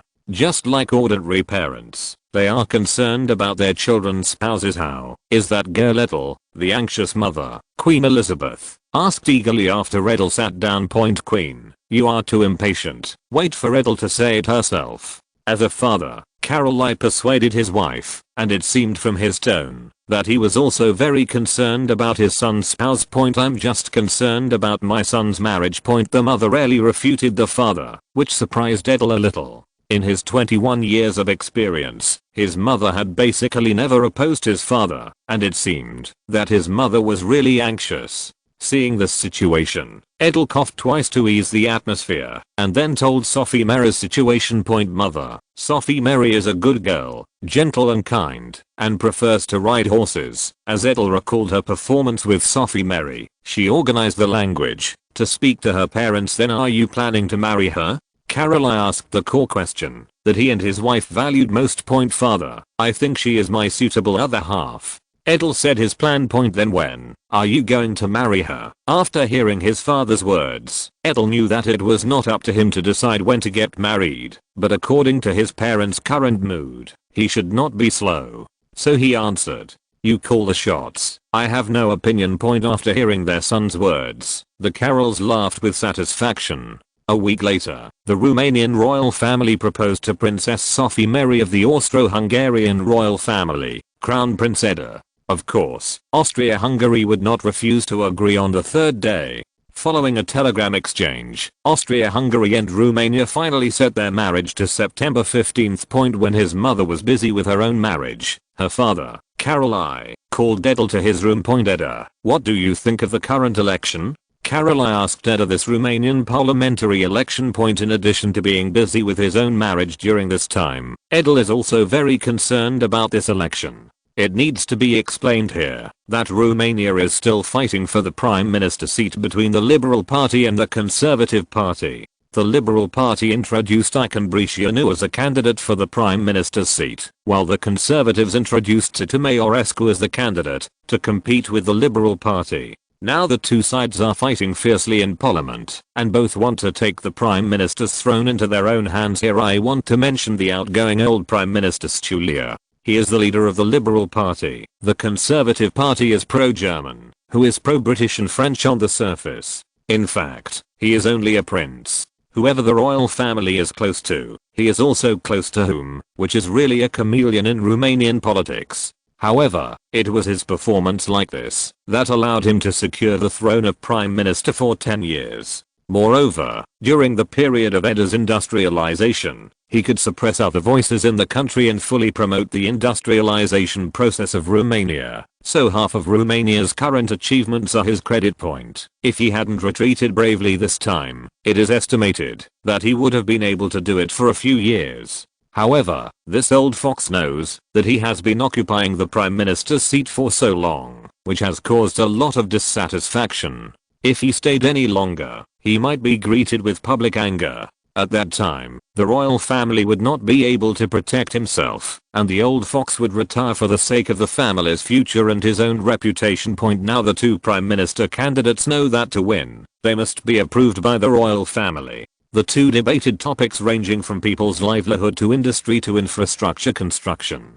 Now even the international situation has become the focus of their confrontation. Conservative Party candidate Maiorescu has published in the newspapers on the prospect of further close relations with Germany. He hopes to get more German loans through closer ties with Germany. Maiorescu's remarks were supported by the two ambassadors from Germany and Austria. Bricianu disagreed. He believes that, although Romania is developing well, its national strength is still weak. You shouldn't tie yourself to a tree. He needs to deal with other countries as well, which means he wants to find a balance between the Allies and the Entente. His speech was recognized by the ambassadors of Britain, France, and Russia. Edel thought about it and replied, now the Conservatives Maiorescu and the Liberal Bricianu have too many outside influences. This is not a good time to choose. There is also a reason for Edel to answer this sentence, because the old king is closer to Germany and agrees with Maiorescu. He knew that Germany was doomed to fail, and if he continued to be close to Germany, he might be drawn into the camp. Before, he pretended to be close to Germany only for German economic aid, but now it is a bit self-defeating. I don't know if his acting is too real. Everyone including his father thinks he prefers Germany. This made Edel very embarrassed, and now he needs to hold the pace of Romania's slide to Germany. Then what do you think we should do? Carol I asked him. After thinking for a long time, Edel decided to tell the truth to the old king. Now our relationship with Germany has attracted the attention of other major powers in Europe. If this continues, we will join the battle between the Allies and the Allies, which is not in line with our positioning. Romania has developed well in recent years, but it is still too weak to be too early card table. Edel, I thought you would move closer to Germany. After all, we are the Hohenzollern family, Caroline said to Edel. Although now the king of Romania, it seems that Caroline still has feelings for Germany. As for Caroline's thoughts, Edel can only dispel his thoughts in advance. Father, we are the Romanian royal family after all, and we need to be responsible to the Romanian people. It is too risky to join Germany now, and we need to bet when we see the situation clearly. Then what do you mean? Caroline asked his son's thoughts. Our relationship with Germany is good enough, and now we need to strengthen our relationship with the Entente. Edel pointed out his ideas directly to the old king. When Edel made his point of view to the old king, the possibility of the king's support for the Democratic Party was also being discussed at the little Bricianu's house. When Bricianu is asking his cousin, Icon Bricianu, why he made remarks that are closer to Britain and France. Cousin, you are too impulsive. Now everyone knows that the royal family has a favorable impression of Germany. If you talk like this, you will not perform well in front of the royal family. As the son of the late politician Jan C. Bricianu, Wendell Bricianu is also not a low-ranking member of the Liberal Party. It's just that now his cousin Icon Bricianu is doing better, so he is suppressed by his cousin Ray. Most people now think that his cousin is a successor to the Liberal Party founder Jan C. Bricia, and he is only an assistant. He is not without dissatisfaction with this, but his cousin is indeed much better than him. In addition, the political resources of the Bricia family can only be concentrated on one person to seize the prime minister's post, so he can only be his cousin as a deputy. After hearing the words of his cousin, Icon Bricia explained to him why he did this. Wendell, you only see the surface. Have you paid attention to the performance of Crown Prince Edel in recent years? He continued without waiting for his cousin to answer. I have known the Crown Prince carefully, but the focus is different from yours. You are all concerned about his political methods and ideas, and I mainly see whether everything he does is more beneficial to Romania. In the end, I found that he is more than the old man. The king pays more attention to practical interests, which is a good thing for Romania. After all, a monarch who loves his people and is skilled is good news for any country. Now it is the right time for Romania to show the goodwill of the Crown Prince to Britain and France. Then you are betting that His Majesty will make concessions to the Crown Prince, his cousin said. What Icon Bricia thought. Icon Bricia watched his cousin speak in a low voice. After all, the king is 71 years old. Do you see what he has done in the past few years to establish prestige for the Crown Prince? Wendell Bricianu recalled the performance of the old king in the past few years. He only took action when the army began to conspire to rebel. The rest were left to the Crown Prince to play his role, which was almost a semi-retirement stage. Thinking of this, he once again admired his cousin's precise vision. It seems that he still has a long way to go from being the prime minister in the palace. Caroline was finally persuaded by Edel and decided to release goodwill to the Entente, ready to support Icon Bricia as prime minister to form a cabinet. In the February 15th election, Icon Bricia, who has the backing of the royal family, was unsurprisingly won by a large margin. He got 95 out of 157 votes in parliament, which means the Liberals will continue to form a cabinet independently. In the subsequent cabinet formation, he was very smart and did not move the person whom the Crown Prince wanted to promote, but changed other candidates. Britain, France, and Russia were all surprised by the Romanian election. In their opinion, when Romania is almost on the verge of becoming a German private land, they know what it means to be a prime minister of a pro-Entente country. Germany and Austria are also very disappointed with the Romanian election. But since the new prime minister has not yet acted, they are not easy to express their views in this way. The new Romanian government headed by Icon Bricia began to appear in front of the world about the update. Due to the busy work, Mantua has not saved the manuscript and can only find it now, which disappoints everyone. However, Mantua will try to code words to make everyone satisfied. Thank you for reading Mantua's book. Thank you very much. Chapter 95, The New Governing Plan. In the Crown Prince's office at the palace, the newly appointed Prime Minister Bricianu is handing the Crown Prince a list of the government's cabinet. He had been to the old King Caroline before. Although the old king was no longer in charge, according to convention, the prime minister still needs to submit the list of cabinet formation to the king, and it will take effect after the king approves it. But this time the old king directly asked him to sign the crown prince, which made him more sure of his thoughts. This is the list of this cabinet. Please take a look at His Royal Highness the Crown Prince and see what is inappropriate. Prime Minister Bricianu put himself in a low position in front of the Crown Prince because it was his former Prime Minister. Surely the result of earnest study is the greatest advantage of the old Prime Minister who has been in control of the Romanian government for 10 years. Prime Minister Bricianu also doesn't mind studying hard. Edel took over the list in the hands of Prime Minister Bricianu and looked at it. The new Prime Minister is very smart. He kept all the people that Edel valued and promoted and put it after his name, giving the impression that he would still listen to the meaning of the Crown Prince. After reading the cabinet list, Edel bowed his head and signed it, and then handed it to Bricianu. Your Excellency Prime Minister, I hope Romania will become stronger under your leadership. His Royal Highness, the work of our government still needs your guidance to do it better. Facing the Crown Prince's words, Bricianu was very sober, knowing that he had to listen the other way, and he really had to make his own decisions, not go down. Edel sat behind the desk, looked at Bricianu in front of him, and asked thoughtfully, Mr. Prime Minister, what do you think is the most important job in Romania right now? After Bricianu heard the Crown Prince's words, he knew that it was time to show his ability. He sorted out his thoughts. His Royal Highness, I think that in Romania, what is most needed now is to strengthen advantageous industries. For example, our domestic automobile manufacturing, internal combustion engine, petrochemical industry, etc. are all industries that are performing very well. Our government's focus in recent years is to ensure the operation of these good enterprises. In terms of agriculture, Romania is a big producer of agricultural products, but there is still a big gap with other countries in terms of the yield per mu of fields, which is also the direction we should strive for. After Prime Minister Bricianu finished talking about domestic affairs, he continued to talk about foreign affairs. His Royal Highness, the situation in Europe is very tense now. We can't be too biased to one side, otherwise there is a risk of being pulled into the camp.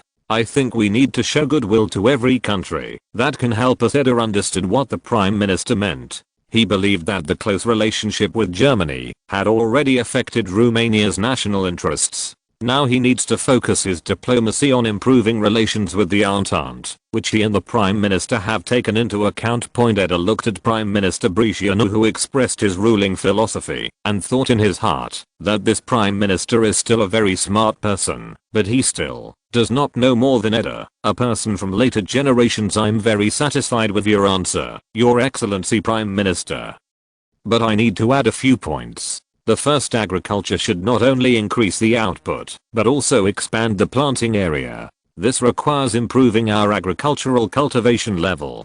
The limit has been reached, and this model can be changed. Use mechanization as a new breakthrough point. Edel said his first request. His Royal Highness, I will organize personnel to study this issue after returning to the government and come up with a plan as soon as possible. However, I need His Highness's help in terms of machinery. Prime Minister Bricianu replied. He knew that the Crown Prince had built a new machinery factory, and the agricultural machinery produced was now very popular. If the Crown Prince can be a little more inclined towards Romania, his job will be much better. I will instruct the Ploiesti machinery plant to keep more agricultural machinery for the country. Edel told the Prime Minister thanks to the Crown Prince for his love for the people of the kingdom. Bricianu patted the Crown Prince's ass, seeing that the Prime Minister has no objection to the Crown Prince's demands on agriculture. Edel continued. Secondly, the Prime Minister needs to pay more attention to the healthcare and education of the people. His Royal Highness, I will pay more attention to this issue, but the government's finances are not too rich now. I can only try to improve this issue. Increase the amount of money in the two major spending items of education and health. Even as Prime Minister Bricianu did not dare to agree easily, you must know that the sum of these two funds is higher than the military expenditure, and adding a little is not a small amount. Edel saw that Prime Minister Bricianu did not dare to agree easily, so he had to lower his demands. then improve the medical and health aspects first, so that the people of the kingdom can feel the benefits of Romania's development. It's time to let the people feel the changes in Romania. Prime Minister Briceanu knew that this was the Crown Prince's last condition, and he could only agree. Fortunately, the medical and health expenses are not so exaggerated, and I can handle it myself. After the Crown Prince took control of the government, he did not continue to press the Prime Minister. This time, I was just testing the attitude of the Briceanu Prime Minister towards himself, and I felt that I could still control it. Prime Minister Briceanu got the approval list from the Crown Prince and walked out of the palace. After coming out, he was secretly relieved. It seems that the rumors are indeed true. His Royal Highness is quite shrewd and not easy to fool at all.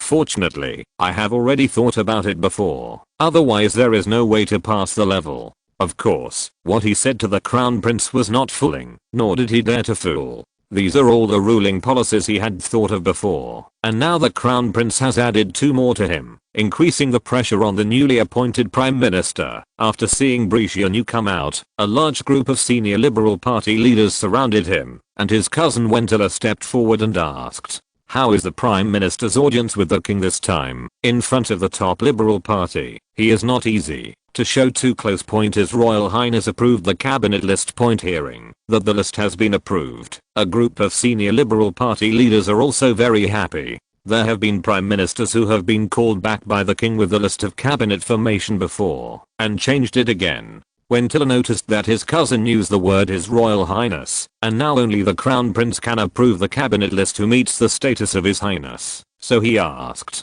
"Prime Minister, is it the Crown Prince's approval?" "Yes, His Majesty the King asked me to submit the cabinet list to His Royal Highness the Crown Prince for approval." Hearing the words of Prime Minister Briceanu, everyone recovered from their excitement. Faced with this new situation, everyone is thinking about the changes.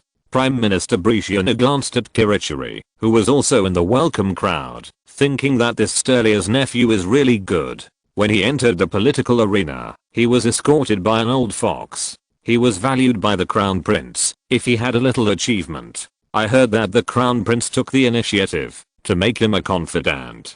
Who is better than him with such an opportunity? Karachuli in the crowd. "I don't know, that I was just jealous of the Prime Minister." This is what Wentila said. This situation should be reported soon. Let's go back and discuss first. It's not very good to stay at the gate of the palace. Everyone heard that this was indeed the case, so they boarded their own cars and prepared to go back to discuss. Wentila looked at everyone who got in the car and then got into the car with the Prime Minister. "What's wrong with Wentila?" Prime Minister Briceanu waited for a while to ask after seeing his cousin getting into a car with him. He knew that his cousin should have something to say to him. Sure enough, Wentila said something more important.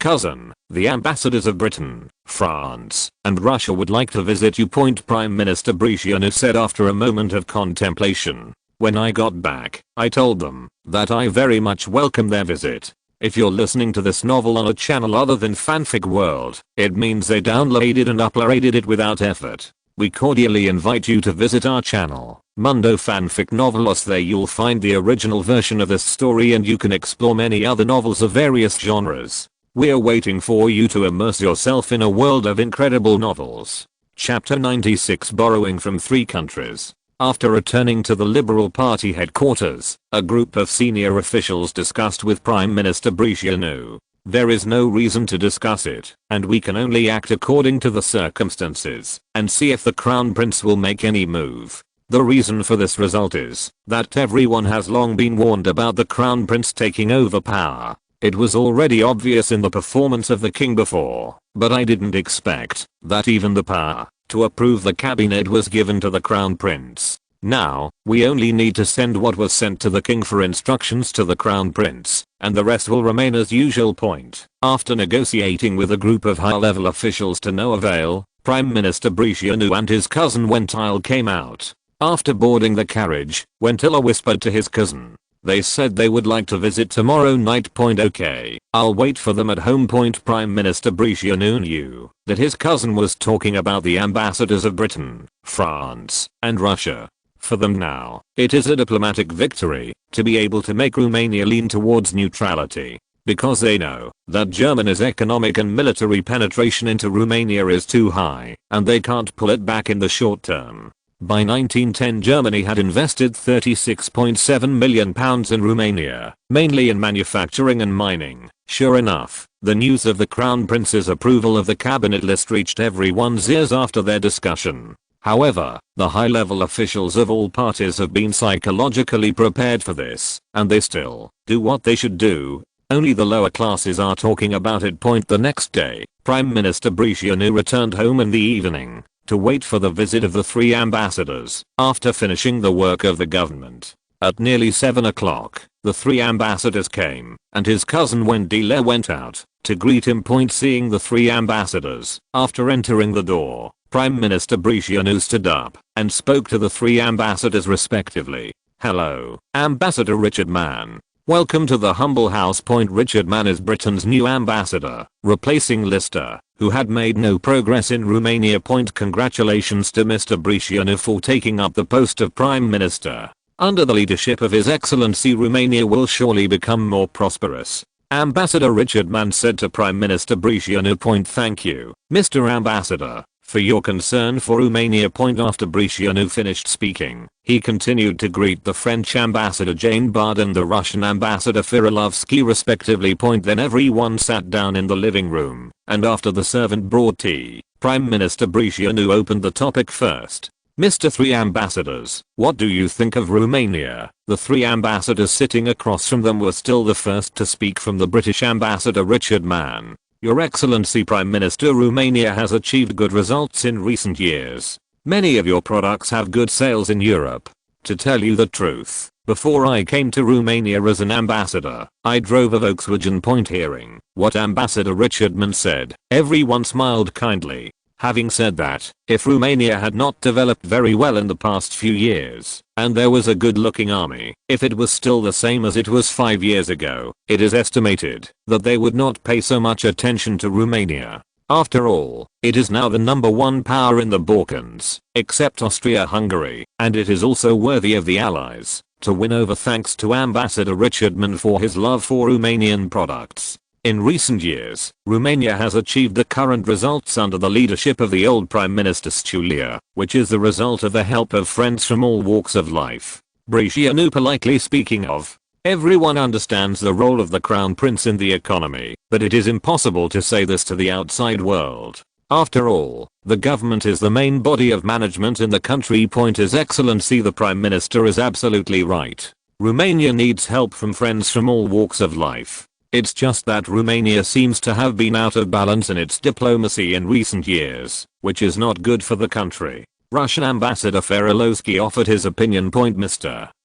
Firilovsky, you are too impatient. Every country has its own ill considerations. We must trust Prime Minister Bricianu's vision. And Romania naturally has its own considerations. Don't be too critical of other countries. The French ambassador Jane Bard advised the Russian ambassador Firilovsky not to be too hasty, and the French ambassador did not blush when he said this. Firilovsky stood up and bowed his head to apologize before everyone could react. "I'm sorry, Prime Minister, I was too impatient." Bricianu also stood up to support the Russian ambassador and said with a smile, "It doesn't matter. After all, Mr. Ambassador is also considering us." Immediately in the living room, a scene of a good neighborly, friendly and harmonious society was staged. In fact, Prime Minister Bricianu knew that the ambassadors of Russia and France were playing double reeds, but it just happened that Romania needed to show goodwill to the 3 countries and devote itself to the role it should play. In fact, Romania placed half of its army on the Russian border, and Russia tried to overthrow the Romanian government a few years ago. A few years ago, I wished for the other party to die, but now they look like guests. This is politics, the British ambassador Richard Mann said after the Russian ambassador and Prime Minister Bricianu had performed the good neighborly friendship. His Excellency Bricianu, although what Ambassador Firilovsky said is a bit unpleasant, it is also his sincerity. Romania's current diplomatic form is indeed not good. Faced with the words of British Ambassador Richard Mann, Bricianu replied, "Ambassador Richard Mann, our close relationship with Germany is mainly caused by their investment in Romania. As we all know, our economy was relatively poor in the past, with a single output and mainly relied on the export of agricultural products. With the help of Germany's loan 6 years ago, our country was able to from a single exporter of agricultural products to a country that is now initially industrialized. Why can't our people be grateful to Germany for such help? After hearing this, the ambassadors of the 3 countries knew that this was Prime Minister Brezhnev saying that Germany had given a loan, so he was close to Germany. And Britain, France, and Russia did not give them any benefit and could only treat them coldly. The ambassadors of the 3 countries understand the understanding, but the work to win over Romania still needs to be done. The British ambassador Richard Mann and the French ambassador let Bud look at each other, knowing that Romania would not be biased towards neutrality without paying a little bit of money. It was still Ambassador Richard Mann who spoke first. Our country is also saddened by Romania's economic backwardness, especially the poor medical and sanitary conditions, which will lead to unhealthy people. Our country intends to provide assistance to Romania's medical equipment. After the British ambassador finished speaking, it was the turn of the French ambassador Jane Bart. In fact, France had a good influence on Romania before, and many Romanians had studied in France before. For example, the current Minister of Industry, Lacachuli, and the Chief of the General Staff, Pretian, have all studied in France. Now some nobles still like to send their children to study in France. But at the national level, France's influence is much worse than Austria-Hungary and Germany, and only a little better than Russia. This is all the effect of the alliance with Russia. Now it is still for Russia. The French intend to ease the pressure on their allies that I heard Ambassador Jane Bard speak. I will try to apply for a batch of low-interest loans domestically to help Romania develop its own economy. After speaking, the 2 ambassadors, Bud and Richard Mann, took a look at the Russian ambassador Firilovsky. The Russian ambassador had to bite the bullet and say his conditions. I will ask the country to reduce the price of coal, iron, or imported from Romania. After hearing Firilovsky's conditions, the 3 of them all sighed in their hearts. It's really stingy. But thinking about the current economic situation in Russia, it is indeed embarrassing for Russia to take money. Now Mao Zedong is relying on French loans to survive, and the domestic economy is not very good. It is normal to rectify the economy, expand the military, and prepare for war, and it is normal to have no money. I'm very grateful to the 3 ambassadors for their concern for Romania. I believe that our relationship will get better and better in the future. Prime Minister Brezhnev also said some friendly words looking forward to the future. He would not take it lightly when he did not see assistance gives the result. The 3 ambassadors did not expect any immediate promise from Prime Minister Brezhnev. This time, they mainly wanted Romania to feel the goodwill of the 3 countries. After chatting for a while, the 3 ambassadors left with satisfaction with today's harvest. After sending off the 3 ambassadors, Brezhnev asked his confidants to send a note with the conditions of the 3 kingdoms into the palace. To change such a big thing in diplomatic relations, he would not dare to make a private decision without the approval of the royal family. Edel looked at the note written by Prime Minister Brezhnev in his hand, which he had already read. Unexpectedly, Romania only gave a signal, and these allied horses came to the door. However, this is also in line with their own needs, but I don't know how much benefit I can get from them. Thinking of this, Edel wrote a receipt agreeing to continue talking, and called a guard to let him deliver it to the Prime Minister. It didn't take long for Prime Minister Brezhnev to get a receipt from the guard, which stated that he agreed to continue talking. After obtaining the consent of the Crown Prince, Prime Minister Brezhnev negotiated with the 3 ambassadors, who also had the government's consent. After a friendly conversation, the 2 sides reached an agreement. On March 4, 1911, the 2 sides unanimously announced the news about the loan of the 3 countries to Romania. Among them, France will provide Romania with a low-interest loan of £2 million for 10 years, and the United Kingdom will provide a loan of £1 million for the purchase of medical equipment. Doctors will also be sent to train Romania's backward medical technology. Russia reduced its customs duties by 5 points on coal and iron, or imported from Romania, but only on imports in 1910, and the excess will be levied in accordance with the original customs duties faced with the terms signed by Romania, Britain, France, and Russia. I don't know what Germany's attitude is. Bantao is very happy. I want a recommendation vote. Everyone actively voted for Mantau. There are more than 400 votes. I thank the book friends who voted here, and the book friends who gave rewards. The book friends who rewarded Mantau before have always been no thanks. Here we say in unison, thank you boss for your reward and everyone's love for the steamed buns. I will work harder to code words in the next time to make everyone happy. Chapter 97 The Prime Minister 039 S Power. Am I not good to them? Germany is about to lend them a loan of 300 million marks. Kaiser Wilhelm II asked the Prime Minister Bernhard in front of him with an angry face. The Prime Minister who was asked actually thought it was nothing. A country eager to develop its industry, who would refuse a low interest loan to itself. Between countries, everyone talks about interests, but who talks about feelings? Now it's just that the emperor himself feels sorry for his own face, so he will vent.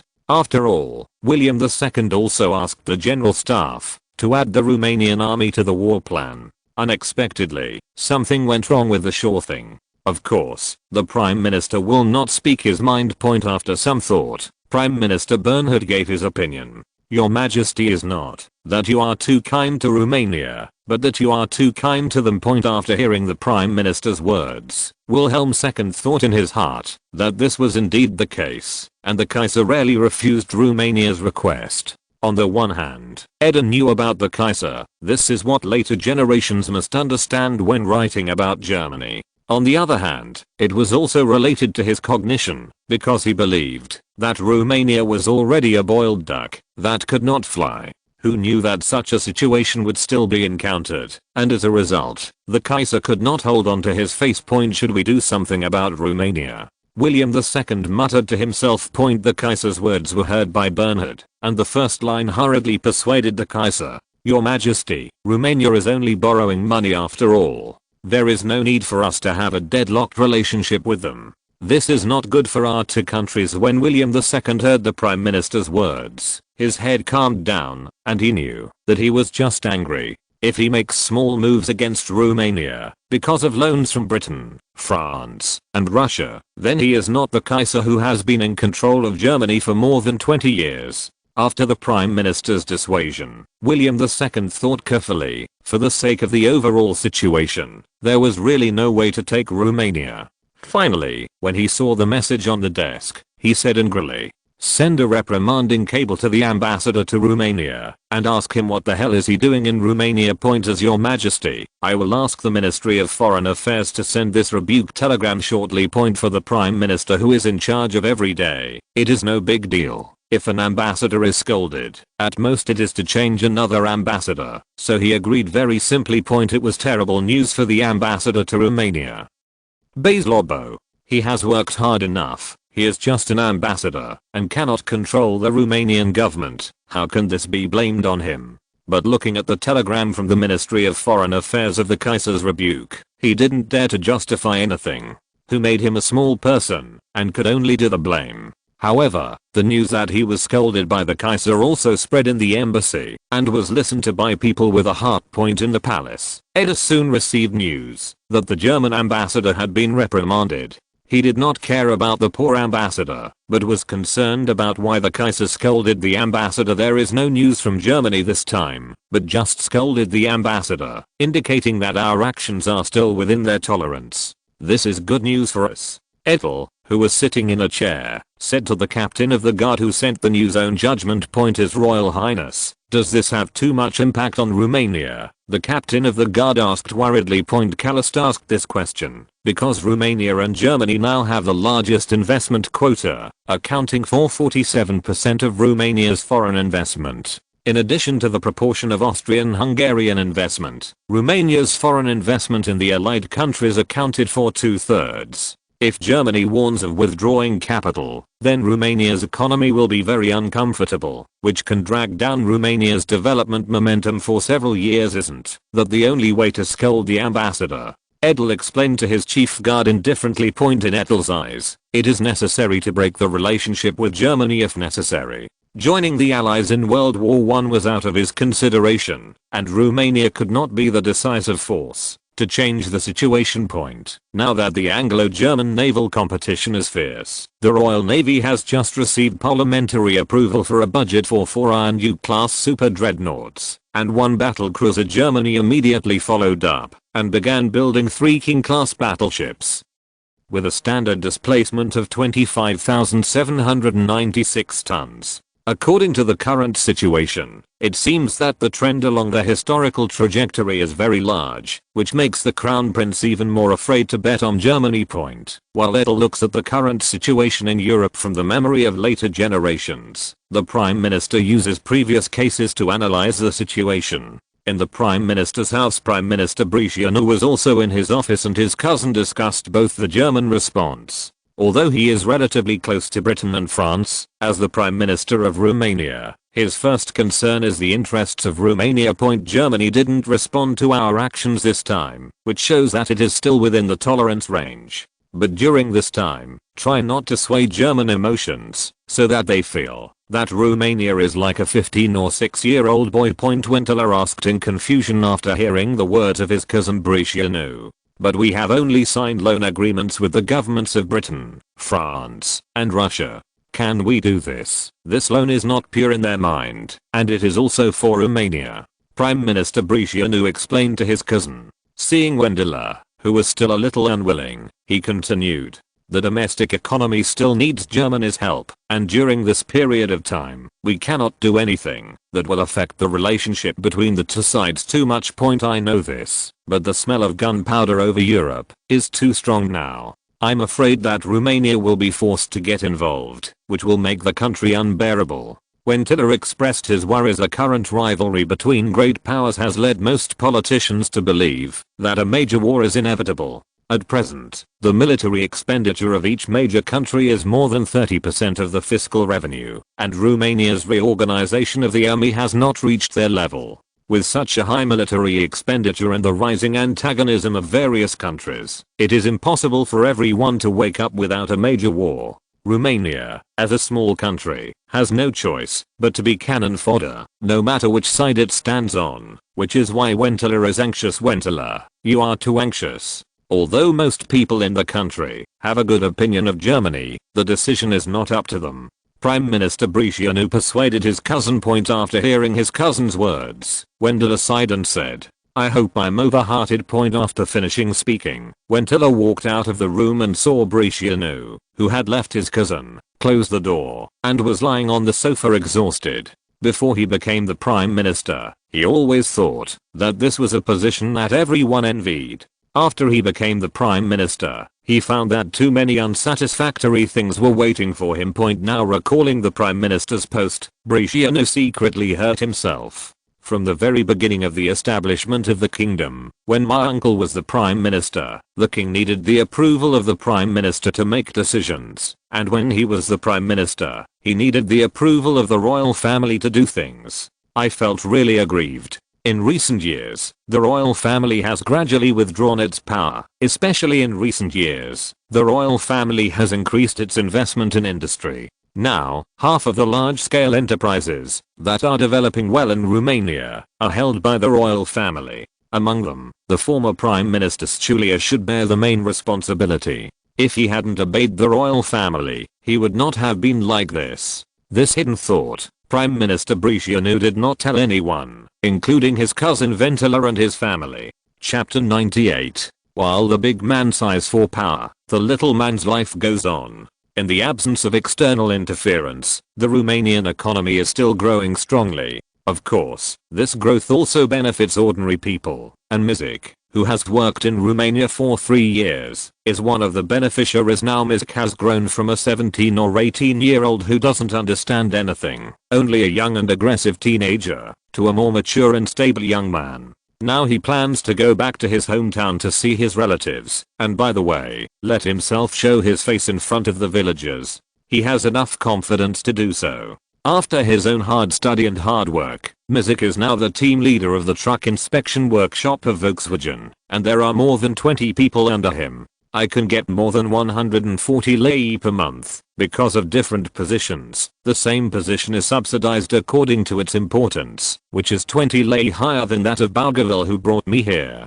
He is also one of the higher earners who came to Romania to work in town. Some people earn only 60 lei a month. Now the salary of Romanian workers is generally around 70 to 120 lei, which is of course no way to compare with the salaries in Central and Western Europe, let alone the high salaries in the United States. It is not much higher than other countries in the Balkans, but it is influenced by Edel, who comes from the thinking of later generations.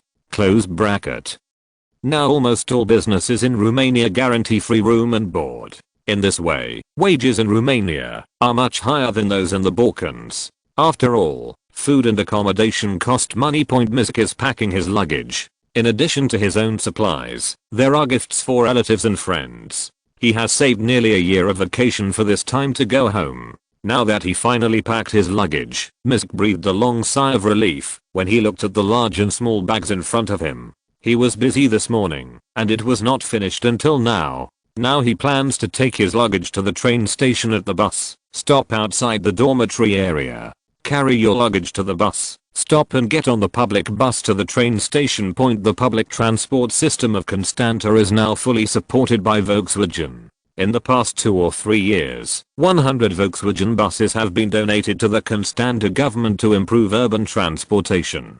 Together with the 200 vehicles purchased by the government, the number of horse-drawn carriages in Constanta's transportation system has been greatly reduced. Now the city government of Constanta is considering building Romania's first urban public transport system entirely composed of passenger cars, which shows the wealth and ambition of Constanta. Last year, the Constanta region provided the government with 14% of the total tax revenue, ranking first among 14 regions in Romania, which is also their confidence. Mizik came to Constanta railway station by car, first checked his large luggage together with the permanent bicycle, promised to his friend Tadeva, and took the small luggage by himself to Tadeva to pick up his checked items. After doing all this, Mizik now only needs to take the train to Deva, and at the end of the 34 kilometers, he plans to ride the permanent bicycle that he gave to his friends. In the European direct driving market, the permanent bicycles are very popular, and they are sturdy and unsuitable for damage, with a maximum load of 200 kilograms.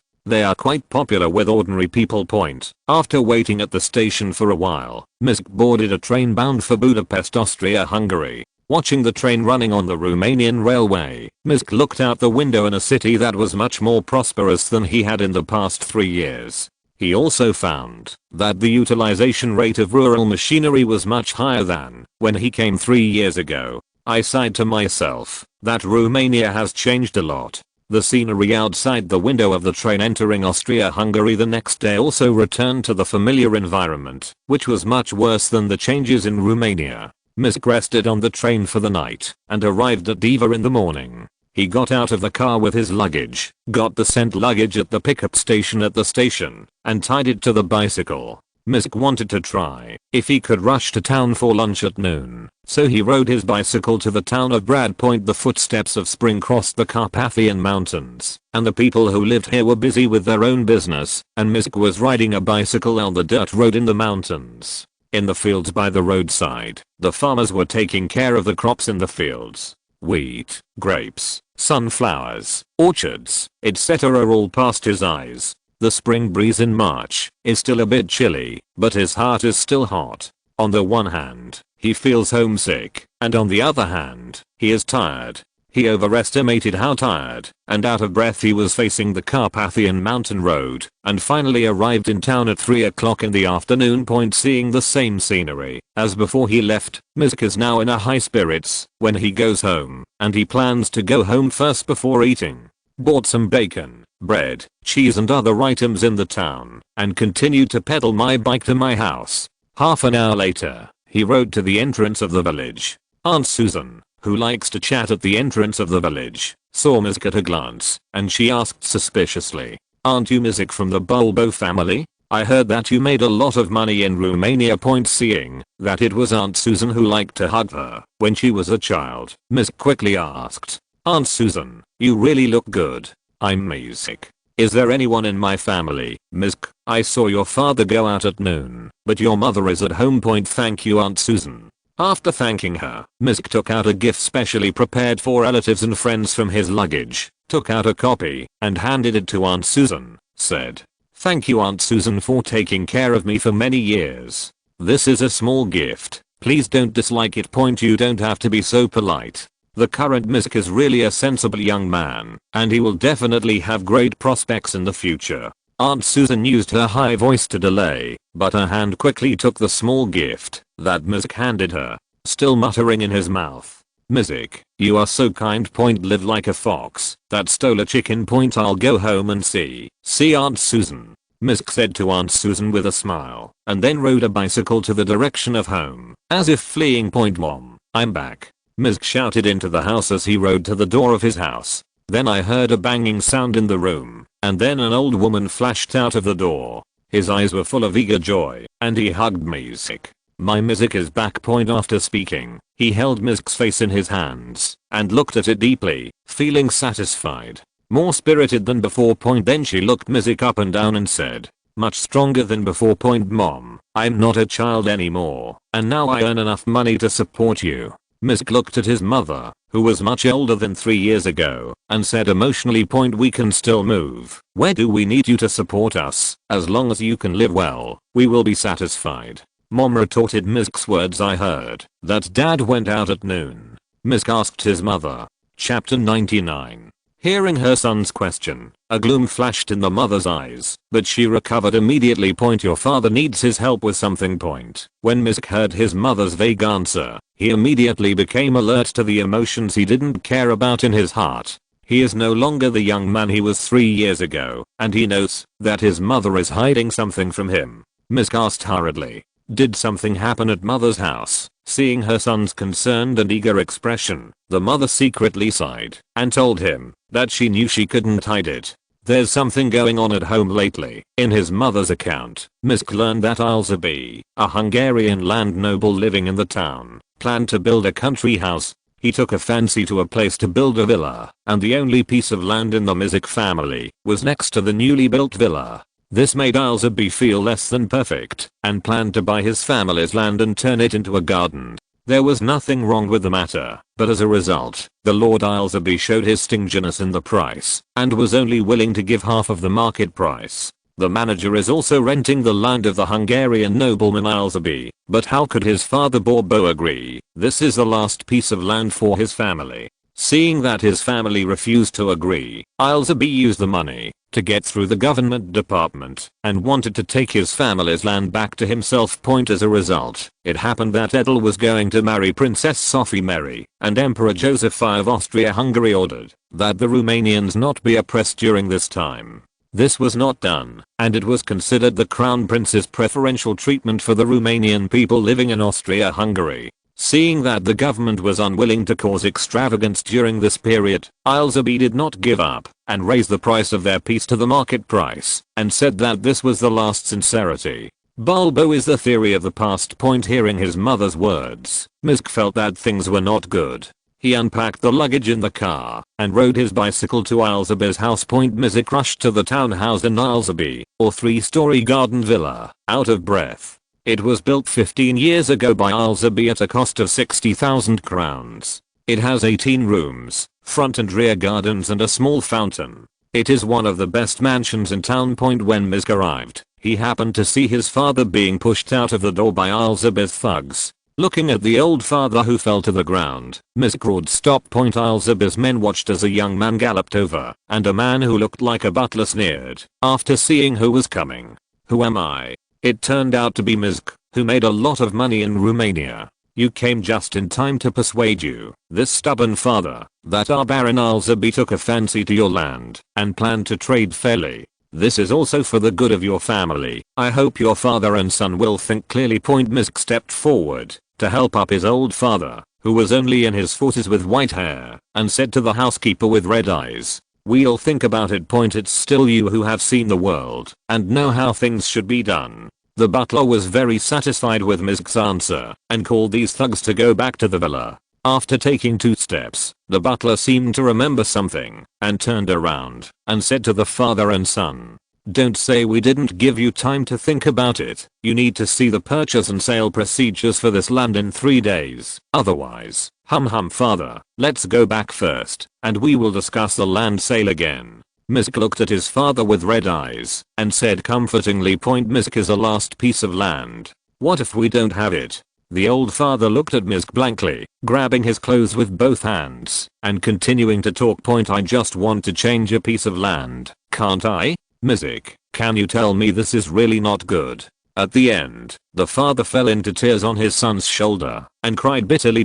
"Father, we will have a good life, you have to believe me." Misk comforted his father. After he finished speaking, he supported his father and walked to the bicycle step by step. "When I walked to the bike I bought for my friend, I rode the bike and drove my father home." Misk knows that he has no strength in his hometown, but Alzabi is different. He has been cultivating the local area for many years, and he is also clear about how powerful he is. Misk himself is not a 3-year-old child, and he has no ability to shake Alzabi anyway. Now he no longer wants to accept this humiliation and gradually has the idea of bringing his parents to live in Romania. "Misk, you're back. I heard that you went to Alzabi. How are you now?" Broku saw Misk brought his father back at his house and he stepped forward and asked his friend with concern. After Misk helped his father into the house, he said to his friend with a calm expression, "Thank you for your concern, Broku. How are you doing now?" "I'm doing very well, and I'm sorry that I can't help you with what happened in your house now,"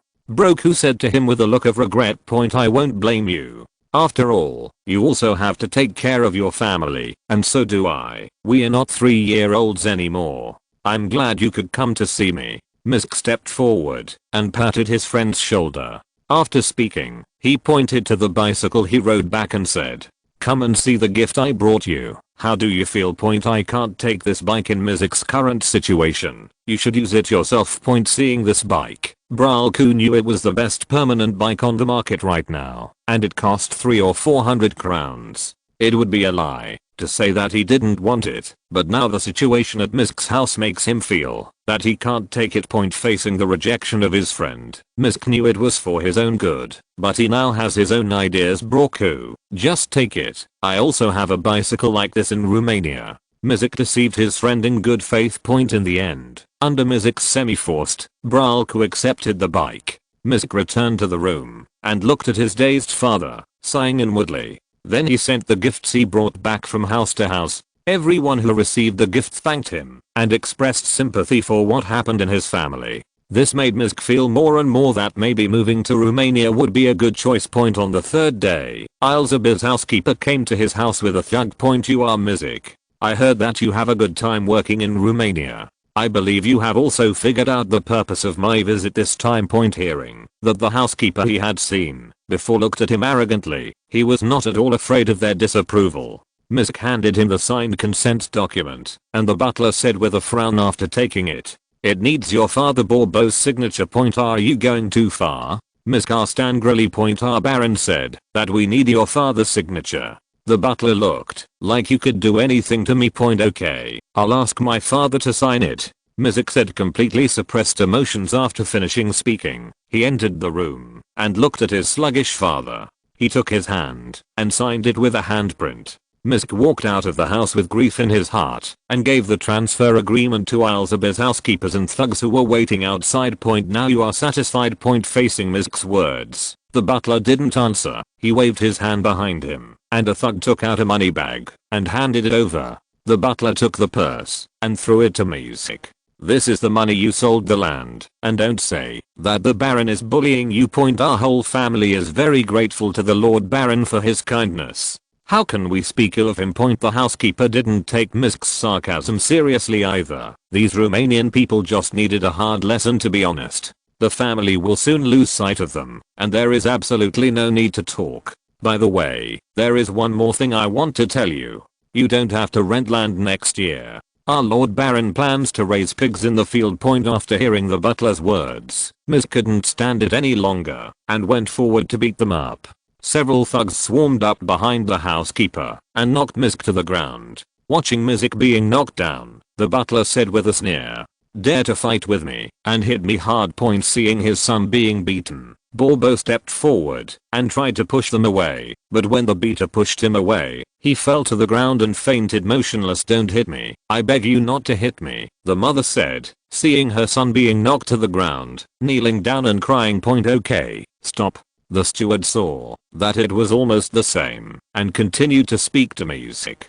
"Tell you this is Hungary, not Romania, and be smarter next time." After speaking, he greeted the thugs and walked away. The mother stepped forward to help Misk, who was beaten, and the two quickly checked his father's condition. Seeing his father's eyes closed, Misk hurriedly went to the town to find a doctor. "Your father is now stimulated by his mental state, causing a physical reaction. Whether he can survive it depends on him." The doctor invited by Misk said to him after the diagnosis, "Can my father still be treated, doctor?" Misk asked. "It depends on whether your father can survive." The doctor walked out after saying that. Looking at his emaciated father on the bed, Misk's inner anger could not be quelled. However, he knew that there was absolutely nothing he could do about Baron Eilseby. This time, he realized the tragic life of the Romanian people in Austria-Hungary. At this moment he felt for the first time that Transylvania in Romania would not have such a hard time. While taking care of his father, his friend Brulku and the villagers had all come to see him, and they all hated what Baron Eilseby had done, but there was nothing they could do. Although Misk spent all the money he brought back on his father, unfortunately he did not save his life, and died half a month later. After Misk finished his father's funeral, he took his mother to leave his hometown with his good friend Broku. In his heart he swore to himself that when he came back next time, Eilseby would pay his debts in blood. This time, the goal of his return will not be the Volkswagen factory. He will go to the military academy in Bucharest to enroll for himself and for his father. 9 hours late again. Here I want to say, I wish everyone a happy new year and good luck in the past. Chapter 100. The MAID and -039's arrangement. As Mizik prepares for revenge for himself and his family, Edel is considering the placement of the two maids. After all, after being with him for 4 years, he also has certain feelings for the two maids. Now that he is about to get married, the two maids also need to be properly settled. The common practice in Europe is to give them a sum of money and then find a good family to solve the problem. But Edel came from later generations after all, and he has his own ideas in his bedroom. He looked at Carialuna and Emina beside him. Now the two are more and more radiant after being nourished by Edel for 4 years. Carialuna is still tall and model-like, and her beautiful face makes her look like a blooming rose, fully releasing the best side of a woman. Emina is full of femininity, her cow's essence is undoubtedly revealed, and her gentle and considerate personality also makes Edel fall in love. Your Highness, you didn't go to work today. Emina, who woke up, saw that the crown prince was still lying beside her, and asked with a little doubt. Looking at Emina with her upper body naked, Edel looked at her huge waves, and the waves caused by her movements. At this moment, Edel almost wanted to make waves. But he knew that he had something to do now, so he stopped the urge in his heart. I have something to tell you, and Carialuna. Seeing the stern expression on the beloved crown prince's face, Emina knew that this must be about her and Carialuna's back arrangement. She reached out and shook Carialuna, who was sleeping on the other side of the crown prince. Carialuna turned over to look at the serious looking crown prince and the rare serious Emina. She knew that she had something to say about the two of them. Emina raised her upper body and looked at the crown prince. Edel watched the two maids staring at him naked, knowing that they must have done it on purpose. After knowing that they were going to get engaged, the two maids began to entangle people in various ways. Sleeping without clothes was a small trick, such as having sex when they were free, putting on various seductive poses in front of him, and even putting on clothes in order to fuck him. Quite a bold two-piece bra for this era. Edel has been enduring all kinds of torment during this time, but it is also because of the deep relationship between him and the two maids. Even now, the two maids were dishonest. One rubbed his arm with his huge arm, and the other rubbed his smooth thigh against his lower body. Edel saw that he had lost his majesty in front of the two maids, and he had no temper at all. The two of them had already figured out Edel's temper, and knew how to do it, so that he wouldn't be offended. This time it's mainly about your placement, Edel said, feeling that the harassment on his body was reaching his physical limit, so he could not wait to draw a gun and rectify the law on the spot. Fortunately, he counterattacked in time, grabbing the giant who violated him with one hand and holding it down smoothly with the other. Now I think of two options. The first option is to give you a fee that will make your life worry-free and then help you find a good family and then forget everything about now. The royal family will never mention you. I won't come to disturb your life. If you don't want to get married, you can arrange to live abroad or in China, as I said before. After hearing the crown prince's words, the small movement of the two maids disappeared. Emina glanced at Carioluna, and in their eyes, they could see that they were very dissatisfied with the first condition. In the end, it was Carioluna who asked, "What about the second condition?" Edel continued to speak after hearing Carioluna's questioning. "The second condition is that you also move out of the palace, and I will find you a manor elsewhere. I will give you a new identity that shows you are new widows in Romania, and I will give you the life you want. But you will come over when I need it, and you need to tell me in advance that you need to interact with other men." After the two heard the crown prince's words, they knew that of Edel's two conditions. The first condition was the common practice in Europe, and the second was that they intended to become mistresses. For Emina and Carioluna, it is obvious that the second choice is the real intention of the crown prince. This shows that their actions during this time are effective. The two maids still have self-knowledge, knowing that being a mistress is their best choice. Sometimes the mistress is smarter, and sometimes she is more beautiful than the queen. Both Emina and Carioluna saw the same choice in each other's eyes. "His Royal Highness, we choose the second proposal." This time it was Emina who replied. After speaking, Emina rubbed him with a huge rub. Edel rubbed her head in the face of this situation, and turned over to rectify the two babies on the spot.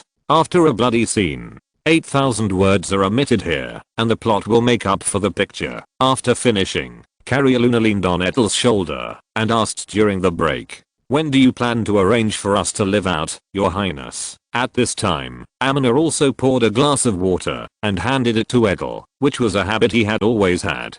Seeing the performance of the two maids, Edel also felt that he was too sensible, and he could be forgiven for not letting go. "I plan to arrange for you to go out in August. I will find a good place for you in Constanta, where you only need to enjoy life to the fullest. It's been hard work for you all these years." Edel replied to the maid Carioluna's inquiry. "It is our honor to serve His Royal Highness." The two maids replied together, but the two maids were also right. If they were not chosen as personal maids by Queen Elizabeth, how could they be treated so well? Either she was married to an ordinary family long ago, or she was taken care of as a mistress by some rich people. Even if she was a mistress, it would be better to be the mistress of the future king. Now it is the best choice for two ordinary maids. Of course they are happy about it. Edel, who got the answer from the two maids, saw that it was almost noon, and thought that there was still work to do and did not plan to get up to do things. Edel was about to get up when Carioluna pleaded with his arm. "His Royal Highness, you have never been with us, so it's okay to accompany us once today." Looking at the maid's request, Edel planned to accompany them to live a ridiculous day. Anyway, there was nothing urgent recently, so he let Carioluna hold his arm. With Edel's consent, Carioluna pulled the crown prince's arm towards her chest. Emina put on clothes very sensible and went to get some food ready to eat for the three of them. On this day, Edel and two maids stayed in the room for a day, except for eating. They were tired of being with them. Even the meal was cooked by the two maids very fragrantly and with all kinds of catering. It made Edel feel relieved once. "I don't know if I can pass this. If not, I won't write this in the future." End of this chapter. Thank you very much for reaching the end. Don't forget to like. Looking for more exclusive content and immediate access? Subscribe to our Patreon. Remember, every like, subscription, or donation encourages us to continue. Thanks to everyone. See you in the next video.